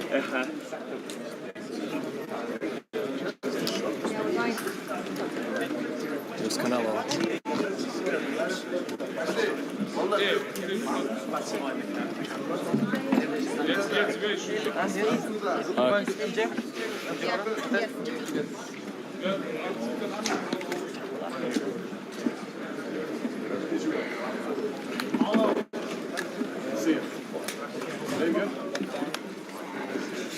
Hey guys, thank you.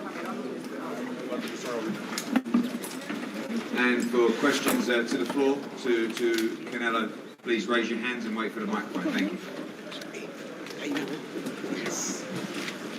Canelo, buenas noches. Oye, has platicado lo que representó en su momento para que pongas tu carrera de lucha con Mayweather. El estirar la liga tanto que tú aceptaste ir al peso del que los otros campeones semicompletos, Berbiel y Kovalev, evitaron por años, ¿te hace pensar que ya aquí es el límite o de plano quieres esa revancha y seguir buscando más en este peso? No, mira, la verdad es que me siento muy bien. Yo, en lo personal, no pongo ninguna excusa. Creo que no perdí la pelea. Creo que me ganó 4, 5 rounds máximo. En los últimos rounds me fatigué un poco, pero obviamente me siento bien. Creo que hice las cosas como tenía que hacerlas y me siento bien. Vamos a ver, vamos a ir y pensar qué es lo que vamos a hacer, pero me siento bien. No creo que perdí la pelea, como te digo. Perdí algunos rounds, en los últimos rounds me fatigué un poco. Creo que por el peso quizás no me sentía al 100%. So the question was, well, obviously you were lost to Floyd Mayweather, but looking at this fight that you took, that many people in this division that you fought at tonight didn't want anything to do with, can you tell us your feelings and what's next for you?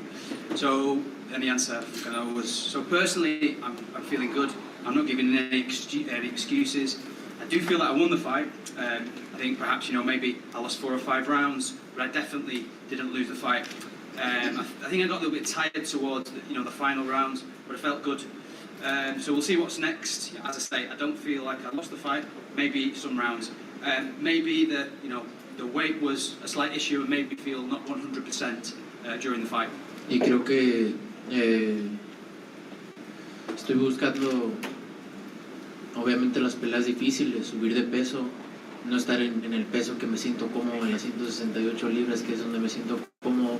Por eso subo de peso, para buscar más retos, que es lo que me gusta, y así es esto, ¿no? Así es el boxeo, y es lo que estoy buscando, ¿no? La grandeza. Yes, so I think I'm always going up looking for difficult fights. I went up and looked for this difficult fight. Naturally, I feel good at 168, but I'm always up for challenging. I'm always up for taking on new challenges. But that's boxing. Tonight, I was looking for greatness. Saúl, ¿piensas que te hizo falta otra estrategia para esta pelea y cómo te sientes sobre la puntuación? No, como te digo, creo que me ganó 4 o 5 rounds máximo. El último round me sentí un poco cansado, quizás por el peso. Necesito ir a ver bien la pelea, obviamente, que es lo que tuve que hacer mejor, pero como te digo, creo que en lo personal perdí 4 o 5 rounds. So the question was, can you tell us a little bit about what you feel about the fight and the way you scored and maximum? I felt a little bit fatigued going into those final rounds. Perhaps it was because of the weight, but I personally, I feel, as I say, that he only won. Él también, lo comentaste ya, es de hombres, aceptas tu derrota, lo de el cuadrilátero cae. Feliz revancha en este mismo peso, porque seguramente quieres la revancha. ¿Qué harías diferente para todo esto? Pues no sé, como te digo, hay que ir, ver la pelea y qué es lo que podemos hacer nuevo. So, sorry. So the question was, in terms of tonight, when you lost the fight, you gave congratulations. I'd like to give you congratulations for the way you accepted defeat. But in terms of a rematch, what would you do different? And the answer from Canelo was, we'll have to see. I'll have to watch it back and work out what we would need to do differently. Canelo, el reto sigue, dijiste, esto no se queda así, quisiera que profundizaras en esto. Esta sería la primera pregunta, por favor. Así es, yo soy una persona muy competitiva, y esto no se queda así. Me quedan muchos años por delante y voy a regresar muy fuerte. Créanme que voy a regresar muy fuerte. So the first question was, you obviously mentioned in the ring afterwards that this will not stay this way. This doesn't end here. Can you tell me a little bit? Can you go into more depth about this? Yeah. So as I said, this doesn't end in this way. I think I'm a very competitive person. I've got many years ahead of me, and I'm going to come back stronger. Y Canelo, no sé si estés de acuerdo conmigo. Hoy en el boxeo mundial no hay otra pelea más interesante que la revancha de Canelo Bivol, al menos en mi opinión. ¿Piensan ustedes lo mismo y si pueden extender un poco la respuesta en esto? Sí, sin duda alguna. Sí queremos la revancha, como te dije, como dice Saúl también, sentimos que no perdimos la pelea, sí perdimos algunos rounds, pero no porque hayamos perdido la pelea. No nos gusta buscar excusas, somos mexicanos antes que nada, somos un gran equipo, Saúl es un peleador ganador. Como ganadores pues vamos a ver si hacemos la revancha y ya veremos nosotros como equipo qué es lo que tenemos que mejorar para dar un mejor rendimiento y eso que es muy común que dicen que qué estrategias y las estrategias arriba del ring al final con una pésima estrategia ganan peleas por un golpe al último round. Entonces creo que hay que reconocer también el trabajo que hizo Bivol. Saúl es un tremendo peleador, es un deportista ganador y como tal vamos a regresar y vamos a regresar fuertes y listo. So the question was, would you agree, both of you, Eddie Saul, that there's no bigger fight in boxing than the rematch with Bivol? And the answer from Eddie was yes, there's no doubt about that. And we want that rematch. We felt that we didn't lose the fight, just some rounds. And we're a strong team and we're fighters. As good Mexicans, we're a good team and we're winners. We want that rematch to see what we can do better. And when you talk about strategies in boxing, people can go in with terrible strategies and win things in the last round. I think you also have to give good credit to Bivol and what he did. So Saúl is a winner and he will come back stronger. Saúl, si nos puede responder a la pregunta, por favor. Sí, con mucho gusto. Sí, para ti es la pelea más importante a nivel mundial, la revancha. Sí, sin duda, es lo que quiero y créanme que lo vamos a hacer mucho mejor. So it was the same question, and the answer was yes, we want it, and we want the rematch, and we're going to do much better in the rematch. Hola Canelo, gracias por tu tiempo. When you're on the ring and you're tired and you're exhausted and you feel you have no more energy left to give, what is it that motivates you to give that extra ounce of energy, that extra punch? No, obviamente mi orgullo, el orgullo más que nada es lo que me motiva y es lo que me mantiene todavía más. So the question was, in English, translated. So obviously pride keeps me going, that motivation to want to continue fighting, that's what spurs me on. Canelo, there hasn't been much debate about who won the fight. In the ring you seem to accept defeat. What is it that you feel the judges missed, and what did you do that you felt should have gotten you the victory tonight? Yo creo que muchas veces los jueces se dejan impresionar cuando estoy bloqueando los golpes. Muchas veces hago rolling y se dejan impresionar por eso y creo que eso fue lo que fallé un poco ahí. So I feel that it was, often judges don't score things that perhaps, or they score things that perhaps they shouldn't. For example, I was blocking shots and I was rolling punches, and I think sometimes that's where the mistake may have been made. Canelo, your power has been so destructive and effective in recent fights, Kovalev forward. And I know, in tonight's fight, there were clearly moments where you were, sizing up and trying to just blast him out of there. Was there a point during the fight where you said, this is kind of frustrating to me, like this guy should be out of there by now? No. Hay que darle crédito a Bivol. Bivol es un peleador que es difícil de golpearlo en la cabeza. No es fácil, hay que darle crédito también al peleador que tienes enfrente. No, I think you have to give the credit to Bivol there. He's a very difficult fighter to hit around the head area, so I think you have to give him credit. Canelo, what goes through your mind right now? Me siento orgulloso porque soy una persona muy competitiva que se sale de su zona de confort para subir a las 175 libras, a otro peso que no es el mío, para buscar lo mejor en mi carrera, ¿no? Me siento orgulloso de lo que estoy haciendo, no me siento avergonzado. ¿Por qué? Porque busco esos retos que muchos no lo hacen. ¿Por qué? Por miedo a perder y yo estoy aquí para buscar esos retos porque es lo que me gusta. So I'm proud, I'm very proud and I'm a very competitive person. I've gone up and I've fought at 175. I've gone out of my comfort zone into fighting at a weight that's not mine. And there's no shame in that. Others, I'm looking for challenges that others would be scared to take on because they might lose. So that's what I'm here for, and that's what I'm wanting to do. Y creo que eso es lo que buscan todos, ¿no? El no decir, ya sabemos que va a ganar. Soy una persona que busca los retos, que sabes que es 50-50 y eso es lo que creo que esperan todos, ¿no? And I think it's about, nobody wants to see fights where people know who's going to win. It's about those 50-50 fights. That's what people want to see. So, were you hurt at any point in the fight? No. And you said that obviously you're chasing greatness, the 175-pound division. This is your second fight. Do you see a full career ahead for you at 175, or are you just focusing one fight at a time and trying to avenge the loss to Bivol first, whether you think the future after that? Si te ves un futuro peleando en ese peso de 175. Pues la verdad es que mi peso donde me siento mejor es en las 168 libras, pero como te digo, vamos a ir y vamos a ver todo porque sí queremos esa revancha. So my most natural weight, my most comfortable is 168, and that's where I feel best. So we're going to go and see if we can, we're going to take on this rematch. Una pregunta aquí. Para Canelo y otra para Don Reynoso. Ganaste contra Kovalev. ¿Puedes comparar la experiencia entre las dos peleas? Y Eddie, ¿puede hablar, por favor, de las diferencias entre la preparación de las dos peleas?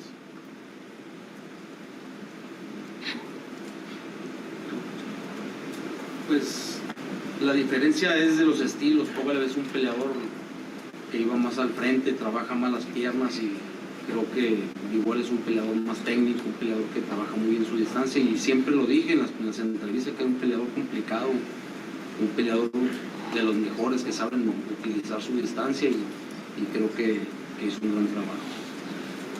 So I think, can you tell me about the fight? This question for both. Eddie, tell me about the. And Eddie's answer was, because we're talking about different styles. Kovalev is someone.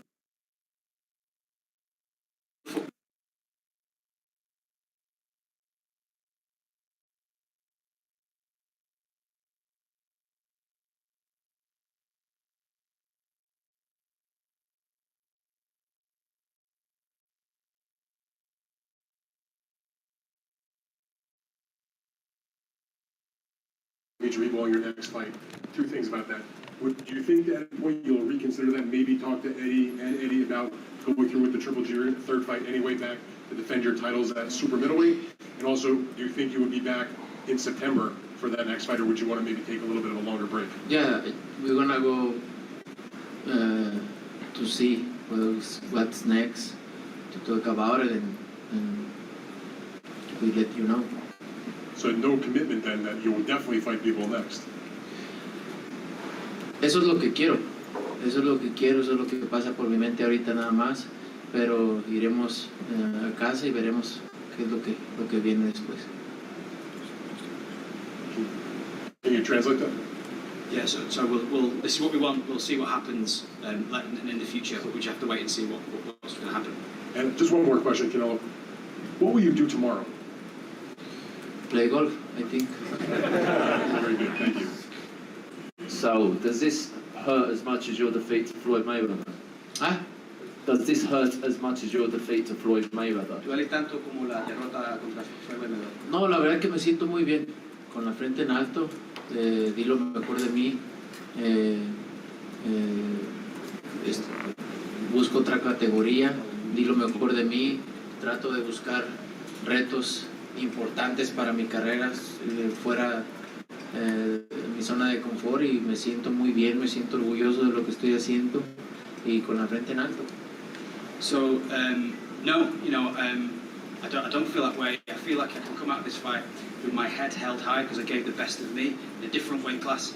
I'm looking for challenges in my career that take me out of my comfort zone. So I'm proud and I'm feeling good. So before now, Golovkin had been your biggest rival. Do you think this is a rivalry that will now define your career? Could be. So, the judges had you 4-0 up after 4 rounds, meaning that after the rest of the fight you'd only won 1 round. Just your thoughts on that? Sí, en los primeros rounds los jueces ya te tenían como 4-0, pero después a partir de ahí solo ganaste 1 round. ¿Cómo es la decisión? No tiene sentido, no tiene sentido, pero it is what it is. Canelo, Cal Sports, right here. You were light on the ropes a lot. Was that part of the strategy to try to get him to come inside? Because it seemed like you were on the ropes a lot, letting him, just giving him kind of the distance that he wasn't coming in the way it seemed like you wanted him to. Sí, no, me quedaba en las cuerdas, me sentía cómodo ahí, bloqueando y quitándome golpes, obviamente para descansar un poco. I felt comfortable on the ropes. I was there and I was able to, to take shots and to block them. And I felt really comfortable there. Saúl, la última vez que perdiste fue en el 2013, como bien comentaba mi compañero. Ahora, ya que tienes más edad, ¿qué tanto ayuda la madurez que tienes para asimilar esa derrota? No, como te digo, con la frente en alto. Estoy buscando en otros pesos. Obviamente retos importantes para mi carrera y en otros pesos, fuera de mi zona de confort. En mi peso le gané a todos los campeones, ahora subo a otra división. Como te digo, me siento bien y lo hice muy bien para mí. Como te digo, gané con la frente en alto y no me avergüenzo de nada, me siento orgulloso de lo que estoy haciendo. So the question was, the last time you tasted defeat was in 2013. Now you're older. Does that maturity help you to overcome this defeat? No, I feel good. I feel like, as I said before, I can keep my head up. I'm looking for challenges in different weight classes. So I'm looking to make big steps and do huge things in my career outside of my comfort zone. So I believe that I did well at doing things outside my division. And as I say, I thought I won, so there's no shame in doing what I did. I'm proud of what I've achieved. Sure. Hi, Canelo. I just spoke with Dmitry Bivol and Vadim just now, and they said that the only way they would go through with a rematch is if you renegotiated the terms that they initially signed to, because they just did it for an opportunity. Are you willing to do that? We'll see. Mike Coppinger, ESPN. Canelo, you said earlier that you were a little tired over the late rounds, and you kind of showed. Do you think that was because of the added weight? I mean, you said your 160 is your best weight, and do you think that hurt you in the fight, the extra weight? Dijiste que te sentiste un poco fatigado por el ¿crees que fue el motivo de esto? ¿Fue el peso al que estabas? Quizás sí. No lo sé. Maybe it was. I don't know. And also, obviously, you had barely lost a round since the Gennady-Golovkin rematch in 2018, and you're cruising past all these really good fighters. Do you think it's going to make you an even better fighter now, having to go through a rematch, try to avenge a loss? It's going to push you to new heights? Sí, obviamente desde la pelea con Triple G 2008 casi no pierdes un round. y has ganado fácilmente, pero el hecho que tuviste que trabajar mucho hoy va a significar que vas a aprender mucho, vas a ser un peleador mejor. Sí, siempre me aprendo y siempre me gusta aprender de todo. Hoy aprendí mucho y lo voy a mostrar en las siguientes peleas. Yeah, I always like to learn from things. Today I feel like I learned a lot, and I'm going to show you this in the upcoming fights. Lastly, you know, obviously there's a lot of talk about the PBC side with Charlo and Benavidez. You said you didn't want to fight those guys because they didn't have a title. And in hindsight, I guess, do you feel comfortable knowing that you took on the toughest challenge and went toward the fire at a higher weight against, you know, who's considered a better fighter? Sí, obviamente hablamos un poco de la charla de PBC.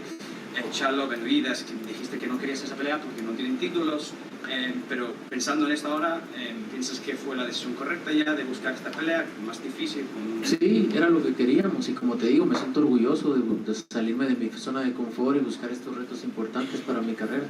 Yeah, as I said before, you know, I think it's really important, you know, for me to get out of my comfort zone and look to take on these challenges in my career. Radio Rahim, you said that you believe you won the fight now. During the fight, was there any point in which you thought you might be behind on the scorecards? No. And if you had known you were behind on the scorecards, would you have fought any differently? More aggressive, I think. Canelo, un mensaje para México. México estuvo paralizado, como dicen, y los perros salieron a las calles. ¿Qué mensaje le dices del corazón? Porque tú lo dijiste, yo represento a México y México tiene que estar contigo en las buenas y en las malas. Pues que así es esto, se gana, se pierde, pero con mucho orgullo represento a mi país, hice lo que tenía que hacer, hice lo mejor, di lo mejor de mí, con mucho orgullo lo hago, vamos a regresar más fuertes y que gracias por todo su apoyo. ¿El mensaje sería atreverse aunque sea difícil? Así es, siempre hay que buscar más y sin miedo al éxito. So the question was, can you give a message to the people of Mexico? Because obviously Mexico's completely paralysed, people watching this fight, and you said as a Mexican, you know, you represent them. Can you a message for them? My message is that, you know, this is boxing. You win, sometimes you lose. I gave the best version of myself, and you know, I'll come back stronger. And I'm pleased to have your support with me. Guys, that's all the questions. Thank you very much for your support tonight, and thank you, Sal.